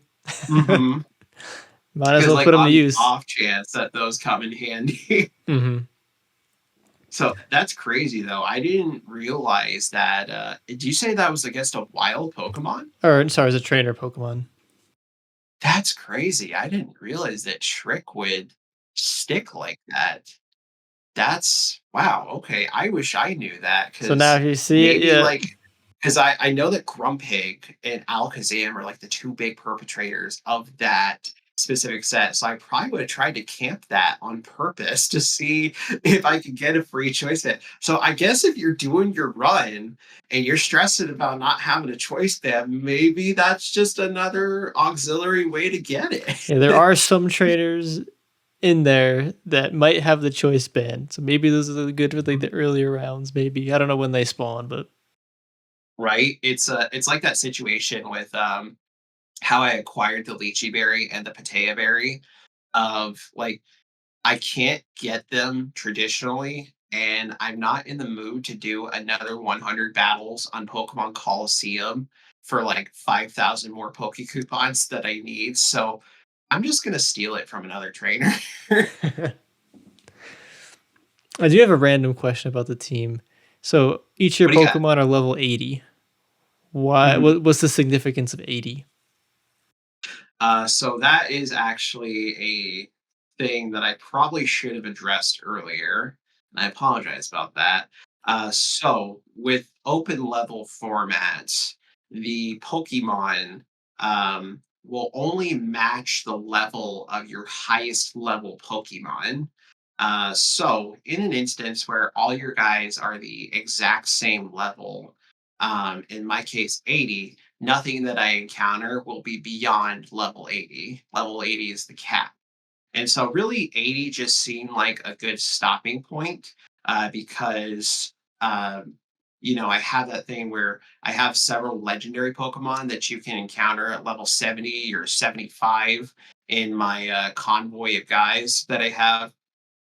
And so I 80 seemed like a good number to stop at because it's a level everybody can get to, but then I don't have to do all that extra work of getting to level 100 and I still get those same results. Hmm. That makes sense. So the team holistically. Do you think the move set that you have on? I guess we'll consider all four of the Pokemon. Do you Mhm. think that it can handle pretty much all of the the wild Pokemon you've encountered so far, and also like the trainers, or do you think like there's some maybe moves you would switch around? Mm, I would say, um, it's weird because I did get the gold medal with this team from the battle pyramid. So I want to say in most instances, yes, we were able to have something for almost any situation. Probably the closest calls that I have had was I had one floor where I just couldn't get away from trainer battles. So on the same floor, I fought Registeel, Suicune, and Latios like one after another. And the scariest encounter was that Suicune because it was a build that had double team and rest. And I think it might have had Calm Mind too. And I thought, Disgusting. oh, this thing is just gonna stampede me, and toxicking it is not the answer either because it'll just rest that off. But I got really lucky with that instance. Um, in that I was able to knock it out before it did anything really crazy or got too far gone with setting up too much. Otherwise, I would say two for, and also Suicune is too bulky for Aerial Ace to be that effective against it. But I couldn't hit it enough to knock it out before it would just rest off that damage. But otherwise, I would say probably the biggest problem is just those Pokemon that run away with double team and then setting up on so many other things at once. But it's really hard to make something that's so encompassing for that besides just having your one off 100% accurate move. Um, Otherwise, I would probably say too the one Pokemon that I'd be afraid of encountering, and fortunately, it didn't happen for me. Was Regirock because it would have something to just smack all my guys with, and it could explode and just take a life that way. But luckily, I met Reggie Steele and not Reggie Rock. But so that's probably the best way I could answer that question. Is just double teams and really powerful rock types are what I was afraid of, and couldn't probably have a move set that'd be absolutely all encompassing because stuff's just going to survive an earthquake and probably get at least one hit in on you anyway. Yeah, and I guess so I mean there are 4 Pokemon, but essentially there are 6 because you have the ability to Hmm. swap Gengar and Salamence out depending Right? on the information that you're gonna get from that sorcerer. So definitely Yeah. I should probably say too, actually, I used Heracross for my silver medal fight because when I thought about it, a choice band Heracross with Brick Break was just able to cover all the Reggies so easily. And it was kind of able to simulate what Salamence was capable of. But eventually I realized that Salamence was just better overall because it has the intimidate and it had just the higher base attack and speed. I feel like there's probably some other questions I have, but is there anything about either the team or like your experience in the battle pyramid that we haven't, or I guess I haven't asked yet or recovered that you kind of want to talk about? Anything like experience wise, besides just the haunting experience of encountering like those really insane double battles, um, probably be the one tip that I could give if you're trying to get through the battle pyramid is avoid double battles as much as you can. Uh, if you are in an instance where you can't avoid them, talk to the trainers one at a time and take out those Pokemon individually because a 3v1 situation is so much better to deal with than a 3v2 where two of your guys are out at the same time. And I feel like, too, I'm a little bit suspicious of the game having some sort of parameters where it actually match makes Pokemon a bit because like Dragonite and Latios are both dragon types, and Latios has levitate, so then Dragonite could just go ham with Earthquake, and then like the Typhlosion and Rapidash Rapidash had Sunny Day for Typhlosion to start firing off fire blasts. And so It after definitely that, it does. was lesson learned, no more double battles. But the other really interesting thing is, I feel like this might blow you away, is watching speed runs of Pokemon also actually helped a lot with the battle pyramid, because you have those instances where trainers are just just looking sporadically in all sorts of different directions, and you're trying to sneak past them. Did you know that if they're facing a different direction, and then you open your game menu and you go to your party and then you back out, you're safe to then immediately walk by them, because after you've loaded a menu and then backed out, there's a set amount of frames where the trainers can't turn anymore.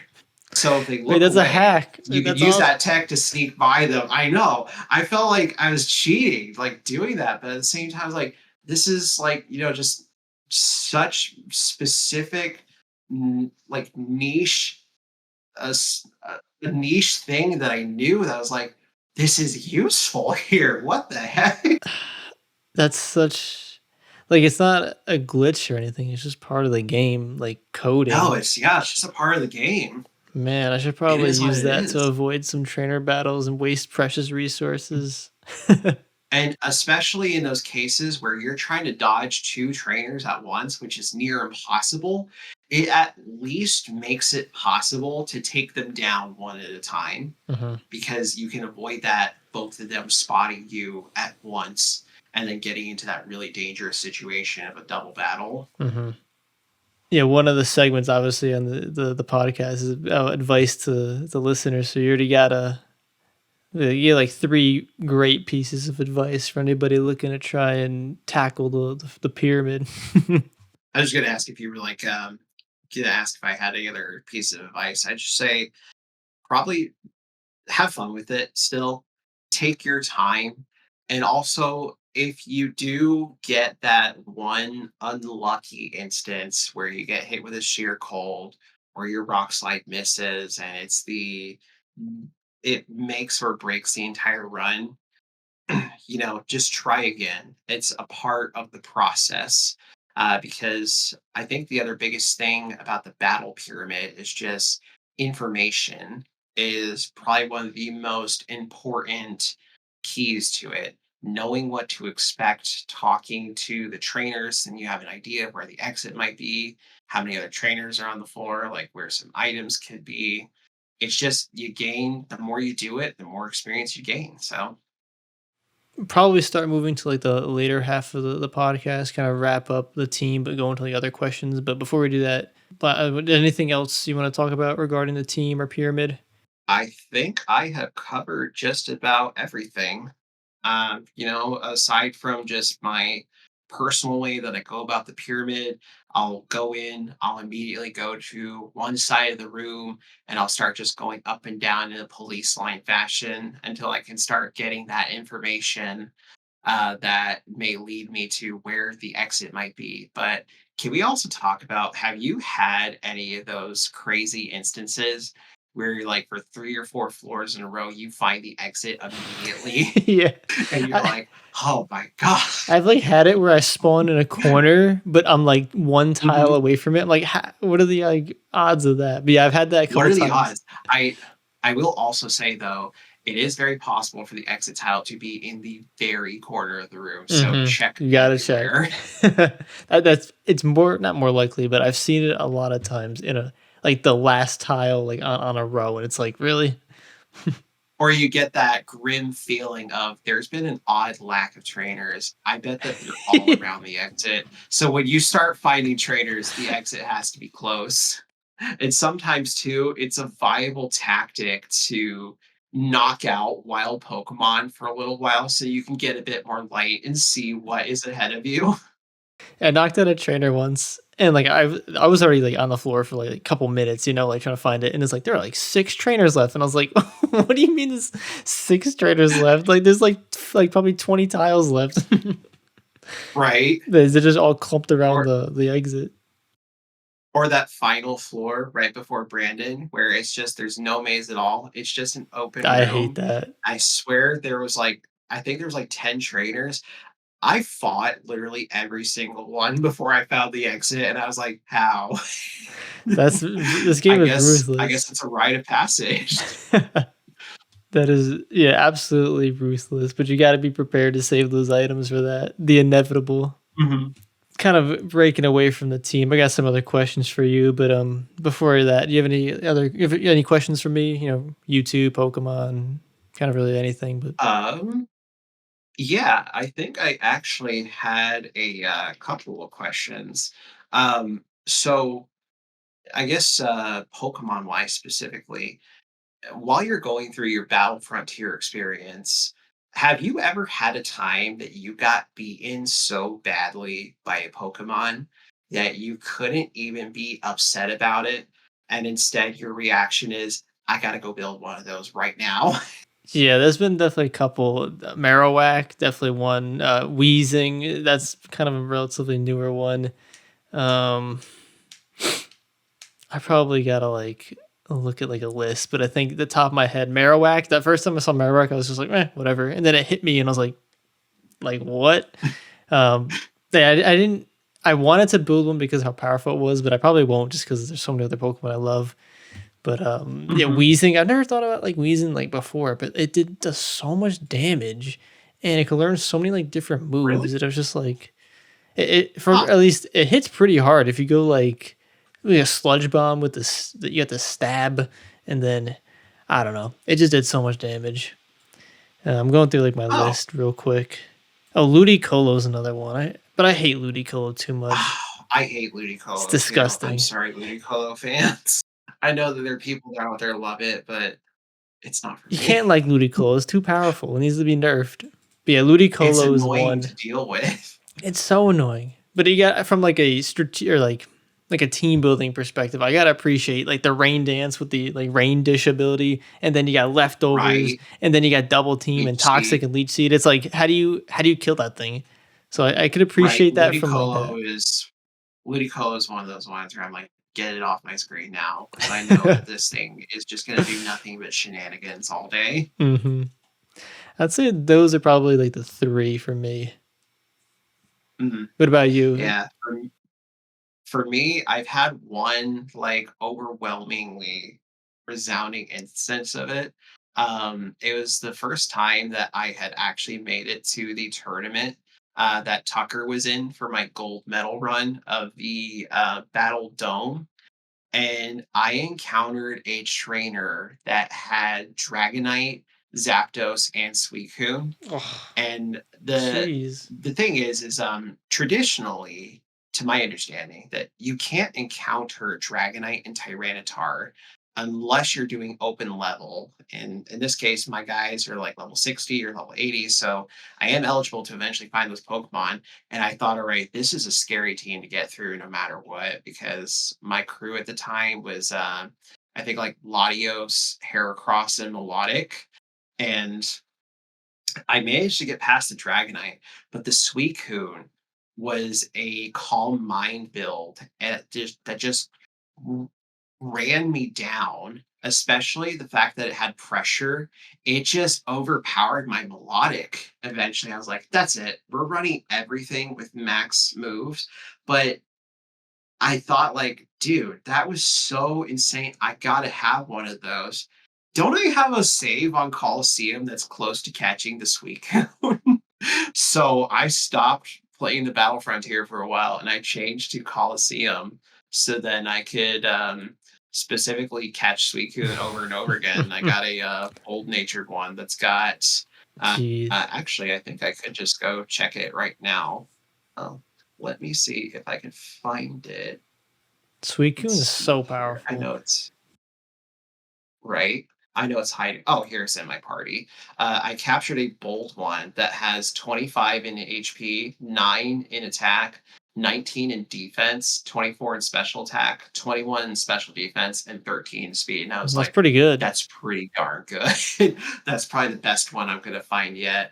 And especially because you have to have that added level of risk where you need to like play the game for like another hour or so to be able to know for certain what nature that Pokemon is. It was high investment, but that Suicune ended up being on my gold medal winning team for the Battle Dome. So it just felt like such a crazy uh, bounce back story The of, comeback. we get knocked out by the Suicune. And I'm like, no, you're joining my team. We can't have this happen again. I think I had another question Yep. for you. So I need to ask you because I haven't watched the video. Did you really do 10,000 push-ups? So yeah, that was over. I have it at the Excel spreadsheet. I stopped counting though, but give me one second. Let me pull it up. I asked because I'm kind of like I started my own workout journey Well, good for earlier you. last year. Yeah, and I've actually been able to stick with it so far. What's crazy is like I haven't lost very much weight, but I feel like I've just gained so much like more muscle. But the other biggest thing is it have you noticed it gets hard for things to make your heart rate go up? So I mean, I did long distance track and cross country for like 4 years, and we could Mhm. run like 3-4 miles, and or sorry, our warm up was about 3 miles. It was about 25 minutes of running. So and like our heart rate would be like 100. Like there was just again the warm Mhm. up. But yeah, I've definitely seen that. But it's a good thing you're also noticing that too. That means you're putting in the work to increase your cardiovascular level. If that makes sense. Mhm. Yeah, so it was just something that I wanted to ask about. It's like because I saw it and I was like, he's on a workout journey too. I need to ask him about it. So yeah, I have the So, Excel sheet up. It took 82 days to do 10,000 push-ups. I stopped counting. Sorry, so I started counting was June 1st, and so March 23rd is when I hit the 10,000. And as of June 24th, I did was that this right? 14,500, but I stopped counting since then. And I haven't been working out as much, but I still hmm, work out, but I just don't count it. It just felt like a thing that I was doing just because I had to. I felt like I had to do it. Like, oh, I gotta put this in a calculator now. But anyway, but hmm, yeah, I did I count get at you. least all the way to 10,000. But Hmm, it doesn't like breaking it down. Even like 100 a day. Like you get there in what? that's still a lot for one day. I mean, If you do like 10 push-ups every hour, and you just do it over 10 hours, like that's 100 a day. Like that adds up. Like to answer the question, I mean, yeah. yeah, no, just like I was thinking about it and like earlier, like I was vacuuming the floor and I was like trying to math it in my head. I'm like, over how many days did you do X amount of push-ups a day? Or would it be possible to Yeah. do them all in one day? But anyway, the other question that I had that I wanted to ask you, and so this might be a bit of a loaded question, and it could even just play to on the fact that you have a YouTube channel that's like dedicated to content for, the Gen 3 Pokemon games, Battle Frontier, Gen 4 stuff. And you consider probably your runs on your Emerald and your Fire Red like your forever playthroughs, Hmm. right? Do you ever think about lasting impact of your playthrough or finding ways to immortalize the impact of your playthroughs besides just making content about your game and sharing it with people? I guess you referring to like sharing the physical save file. I guess more just finding ways to like share the experience with other people, like talking about stuff that you've encountered, having all the fun stories about, you know, the level of nostalgia, finding ways like what I do with doing battle events where people can actually try the Pokemon that I've built. Or do you ever think about like passing the save file off someday and letting another person continue on with it or anything like that? I think maybe, but it doesn't like right now. It doesn't like excite me to do that. I just feel like it's like a personal my thing, and I would Hmm. rather encourage people to build that their own, if that makes sense. Because like I mean, it's my Pokemon journey, whatever, and it'd be kind of cool maybe if somebody else downloads it and plays it. But like at least I would rather somebody build their own thing from scratch and like get Mhm. to like it is their own thing that they built in their own journey. I think to me that seems more significant than playing somebody else's, even though it is kind of cool like to be able to go into Mhm. somebody's that you're watching like on a video and play that. The content creation does help with like sharing the adventure and journey and the conversation. This podcast, I like at least I like the idea of being able to bring people on and have them share like a specific part of their journey as well and like adventure. But I guess as for Mhm. plans like moving forward, like I like the idea of like written content. I think it's just kind of fun. There's like not enough time in the day to do everything you want, and like the video stuff seems to be working. So I Right. just want to do that. I do like the idea of just writing, like or like encouraging maybe other people to write either like journals or like maybe like a story almost about their adventure too. I don't know. It just to me seems like a Mhm. cool thing. I don't know if anybody else would be interested in like reading it, but that'd be kind of cool. That seems like a really cool thing, and I mean, I if you ever did actually make a journal, I would read it. Hmm. But, um, back to that share being able to share the experience with other people, having those, like, events where people can come up and try the Pokemon, but the biggest thing that I think about is I think that and it was a question that was asked in another video. Do you feel like we're having some sort of renaissance of Generation 3 Pokemon right now? And I feel like I would say yes, definitely to that. Probably one from the desire to have these games accessible again. Because I think, did you ever see there's like an Austin John Plays video that speculates how much money Nintendo could make if they re-release the Gen 3 titles on the Switch like virtual console. It'd be like it's just software releasing it. I don't know why they haven't yet, but I hope they see value in doing like they could make a lot of money by doing not that much effort because I think a lot of people would be interested in it and would spend the money to do so. So hopefully they see the value. Yeah, but I think though we're seeing like waves of people that wanted that and they wanted it enough that they're like, you know, we don't need the virtual console. I'll just go get my physical cartridge and I'll make the forever save file. And it just really hits on the points of nostalgia too, because it just feels like every single Pokemon that you can collect has a story behind it, like why you got it, where it came from. Especially because like the coolest thing too on like my Emerald save file, I have like 20-year-old Pokemon that I caught when I was a kid, or I do other fun things like a Swampert that I owned is the descendant of the Swampert that I used like 20 years ago. Or I even installed the I'm a Blissey Celebi event onto like my childhood copy of Sapphire. So it felt so cool going to catch the time travel Pokemon on my oldest playthrough that I own. Yeah, that adds so Um, much like and value just to the adventure. Mhm.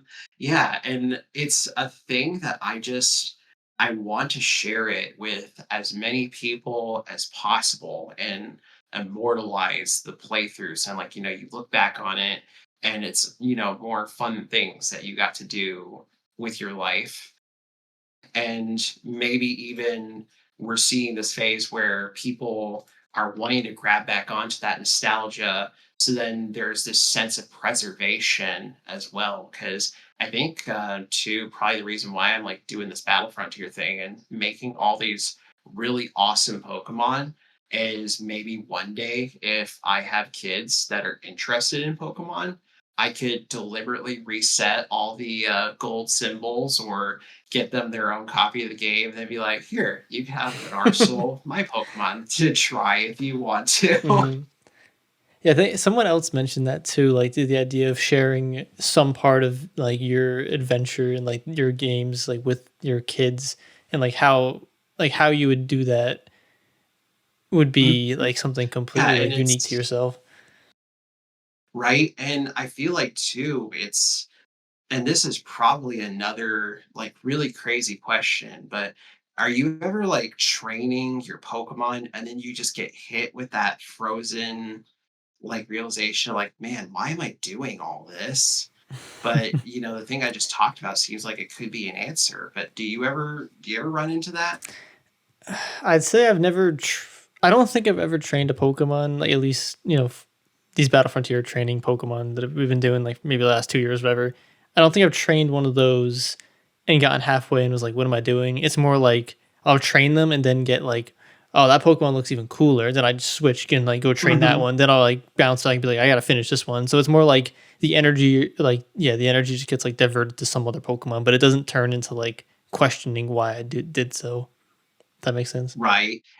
Yeah, no, it's just all about the process too and having fun. And I think I remember the thing that I was trying to say earlier too is just, you know, we're so busy with our lives now today, like go to work, work out, do all this other stuff.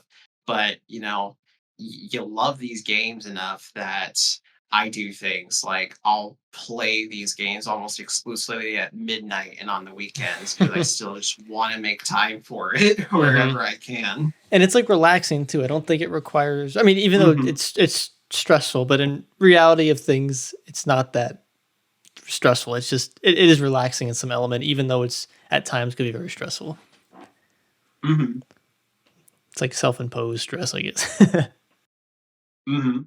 Yeah, and then I guess, just one other question that I had is, so you got any other shiny hunts that you're working on right now? So today you got me in a good mood. Today I finally made so kind of branching a little bit away from Gen 3 because we just got the Mhm. Pupitar, Larvitar. So but I've been having a lot of trouble train or trying to get the ribbon for that Pokemon. Anyway, I'm very happy with how the shinies that we've gotten so far in Gen 3, but moving to Gen 4, I started today shiny breeding for a shiny Yon Mega because I want to use this for the Battle Frontier or Oh, yeah, the Battle Tower. that's a good one.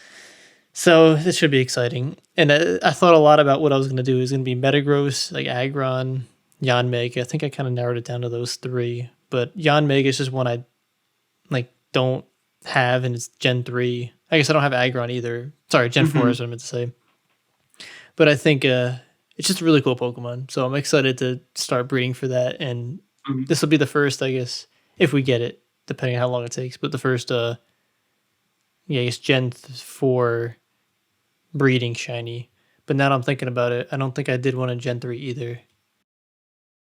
It will be a lot easier in Gen 4 because that's where, like, Yeah. the Masuda method actually started to be a Oh, thing. yeah.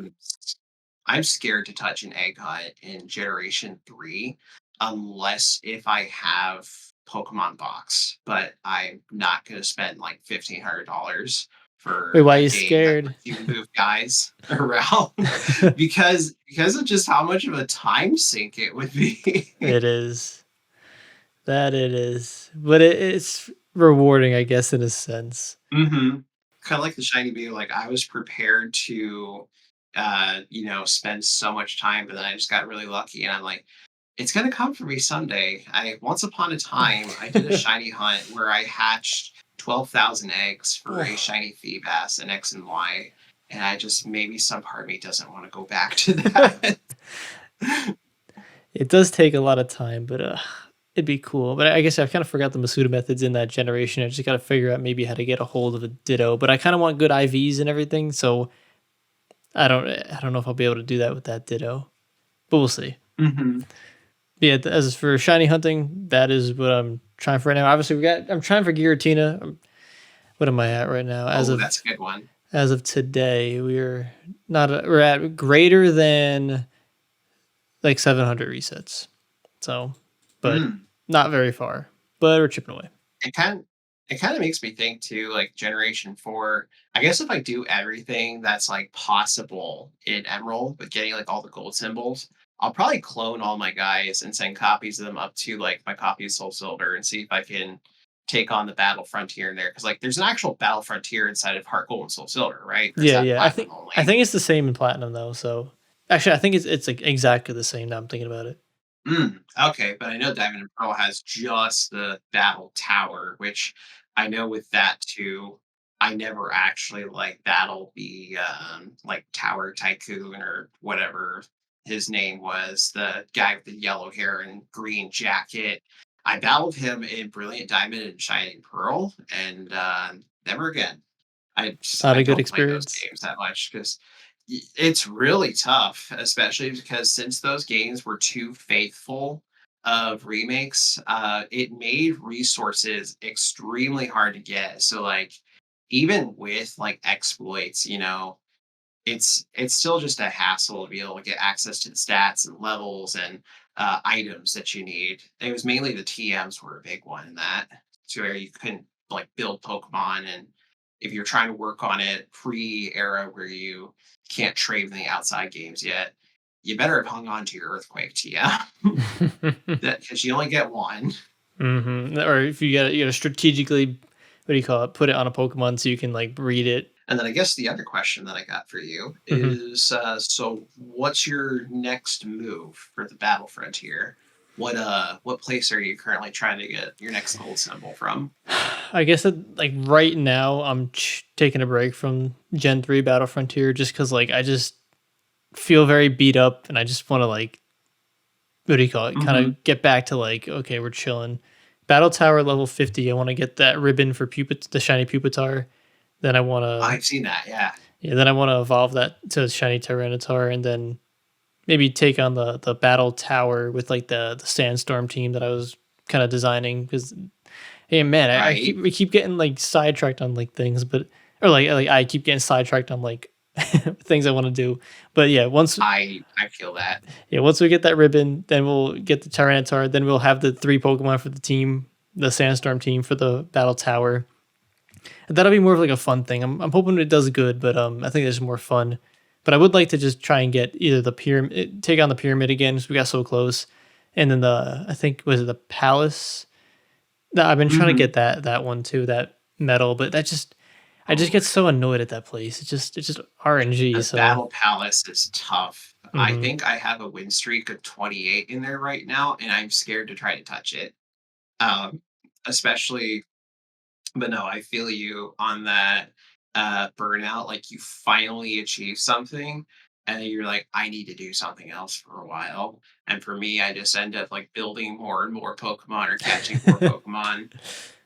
And yeah, no, I'm definitely like I think the closest I've gotten in the tower is 59 wins It's pretty good. with the Gengar Aggron Latios combo, but I'm in this state of not again, please. I haven't gotten that close again in a while.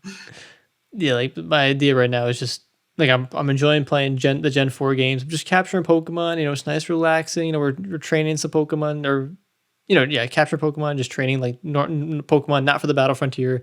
And then now like today, I'm just like, all right, we're start training this Pokemon to start building a team for the Battle Frontier in Gen 4. Now I Mhm. will get back to Gen 3. It's just I don't know. I feel like you get dragged around in the frontier for so long, but I'm just like I Mhm. need a chill Pokemon game where no matter what happens, I win. It's just Right. Are you excited at all for Legend ZA?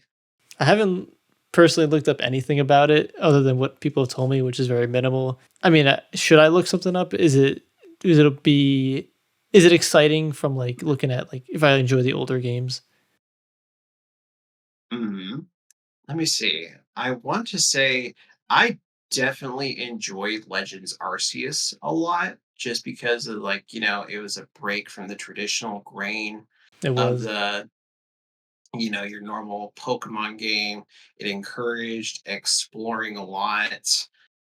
So I would say it's probably going to be worth checking out. But I'm sitting here like trying to hold back from telling you about stuff that was announced like just recently about features and like new stuff that's going to be coming in the I'll games. make a note. I'll watch some videos like later.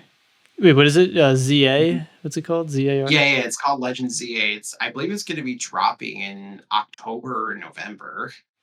I mean, even if it's a great game, like I have so many things that I already like want to do. Like with the older games, that, like I don't Right? want to do anything that's gonna kind of, at least from like a I'm hobby experiencing that perspective. same exact thing.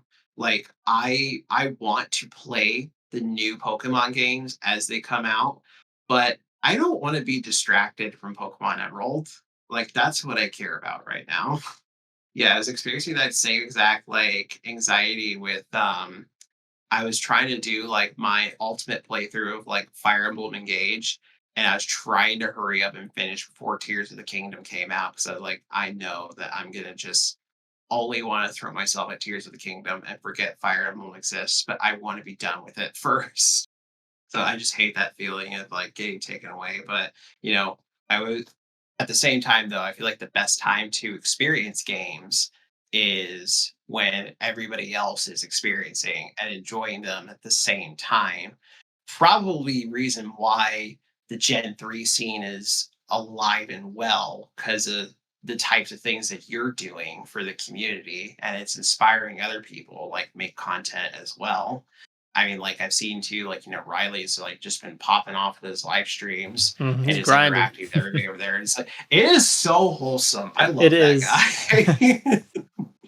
And then, is there another guy that has like Twisted in his name or Yeah, like Twisted Twister? Motive. Twisted Motive. Twisted Motive. Okay. Thank you.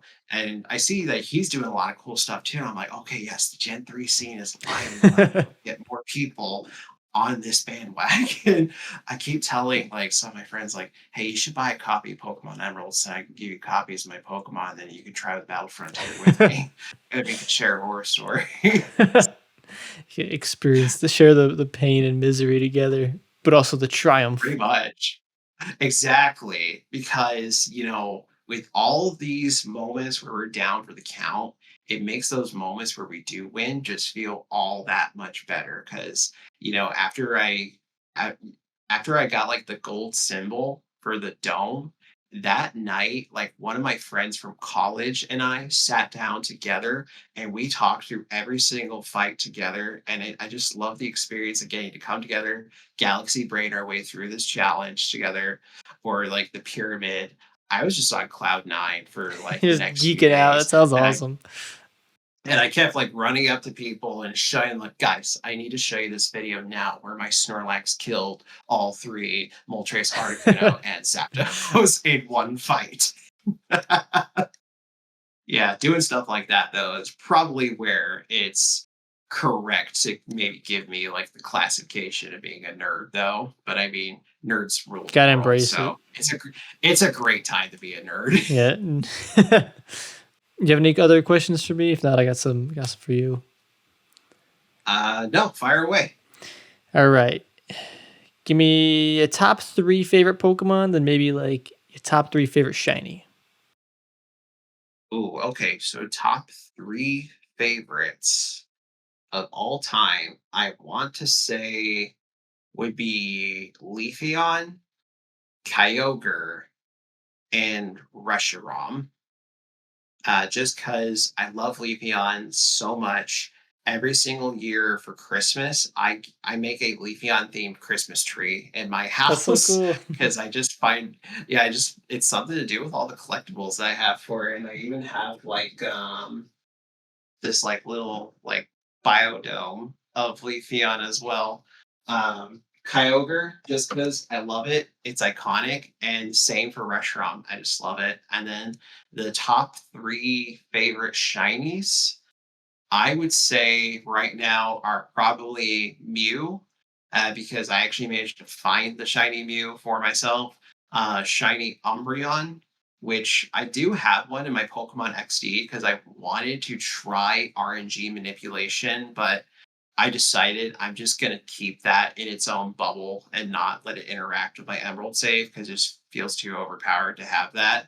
And then probably my third favorite shiny of all time would be Metagross because I went through like an entire Solid. arc when I was younger, like in the giant chasm in black and white, sit out there with a Magneton on 2 games looking for shiny Metang because there was this thing that was happening where it was a dangerous shiny hunt to do. So many people were finding these Metangs and then failing to catch them because they come unprepared. And I'm like, guys, I need to show you how it's done. I'll go find one. I'll go do it. I'll catch it in a luxury ball because why not?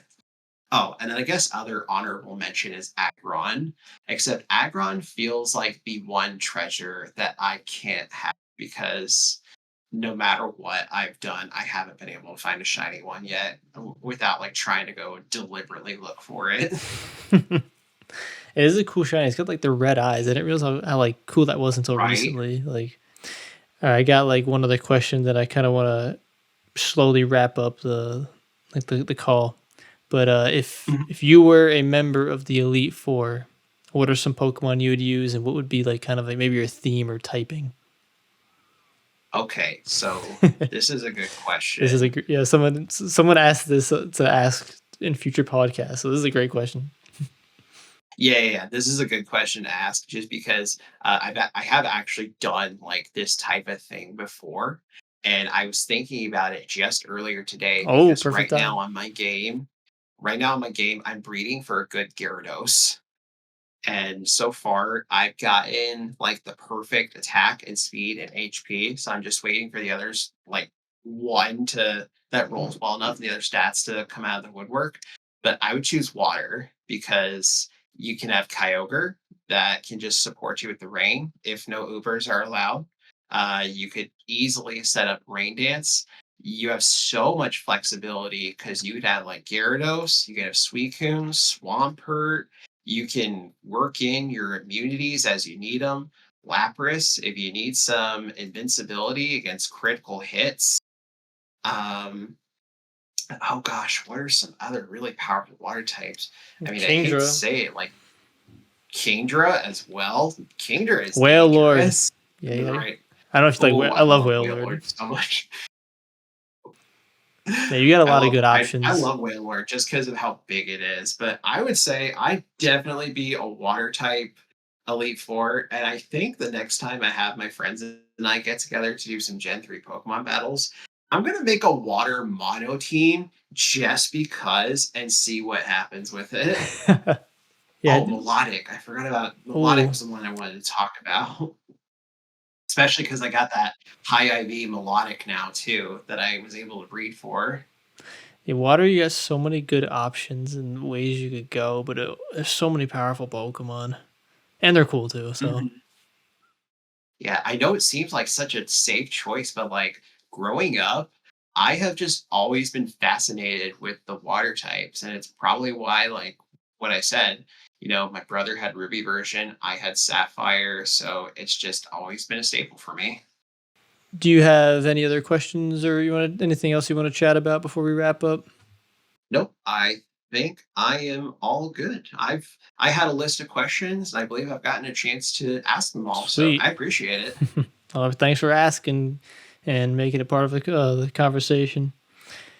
But anyway, we'll wrap up the call now. Definitely appreciate you for coming on the show, sharing your experience and team with me and Mhm. everybody else. I think everybody else is going to enjoy this a lot. Yeah, we'll leave your link to your YouTube channel in the description. But is there anything else you want like everybody to know about where to contact you for either questions about the team or just to chat more about Pokemon?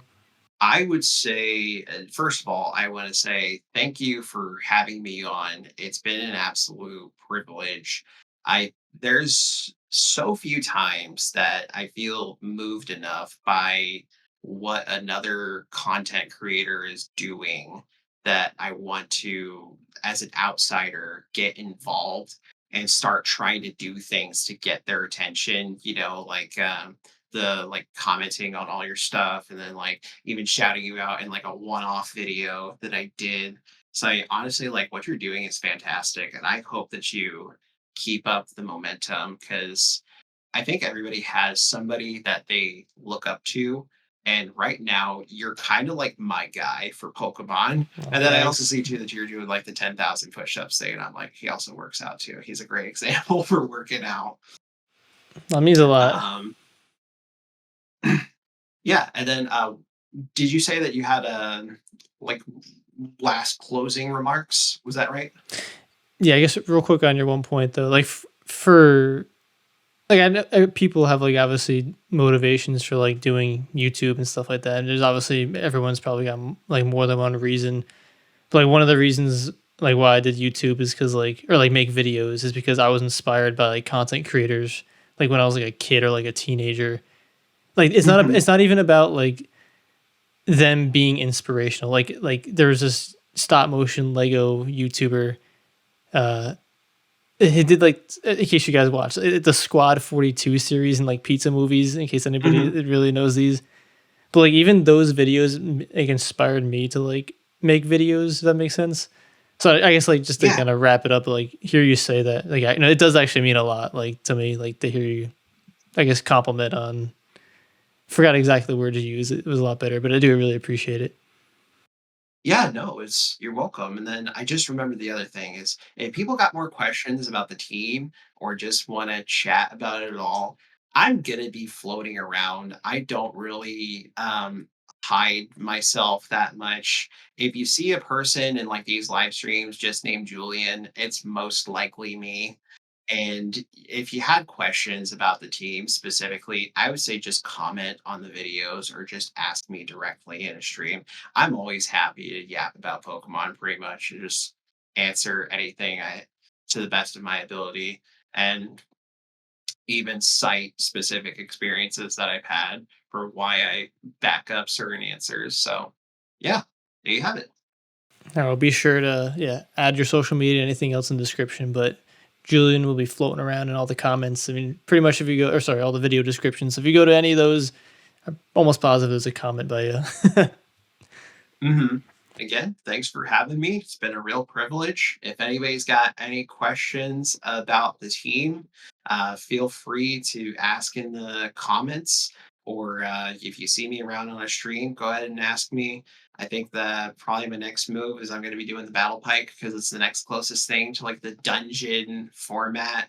And I'm breeding a new Heracross with more optimized IVs, and I'm committed to the bit on doing that one with Heracross, Melodic, and Blissey. Like I know I want that to be my team. So I'll probably end up keeping the community updated on that. And if anything crazy happens on my end, I'll be sure to let the people know.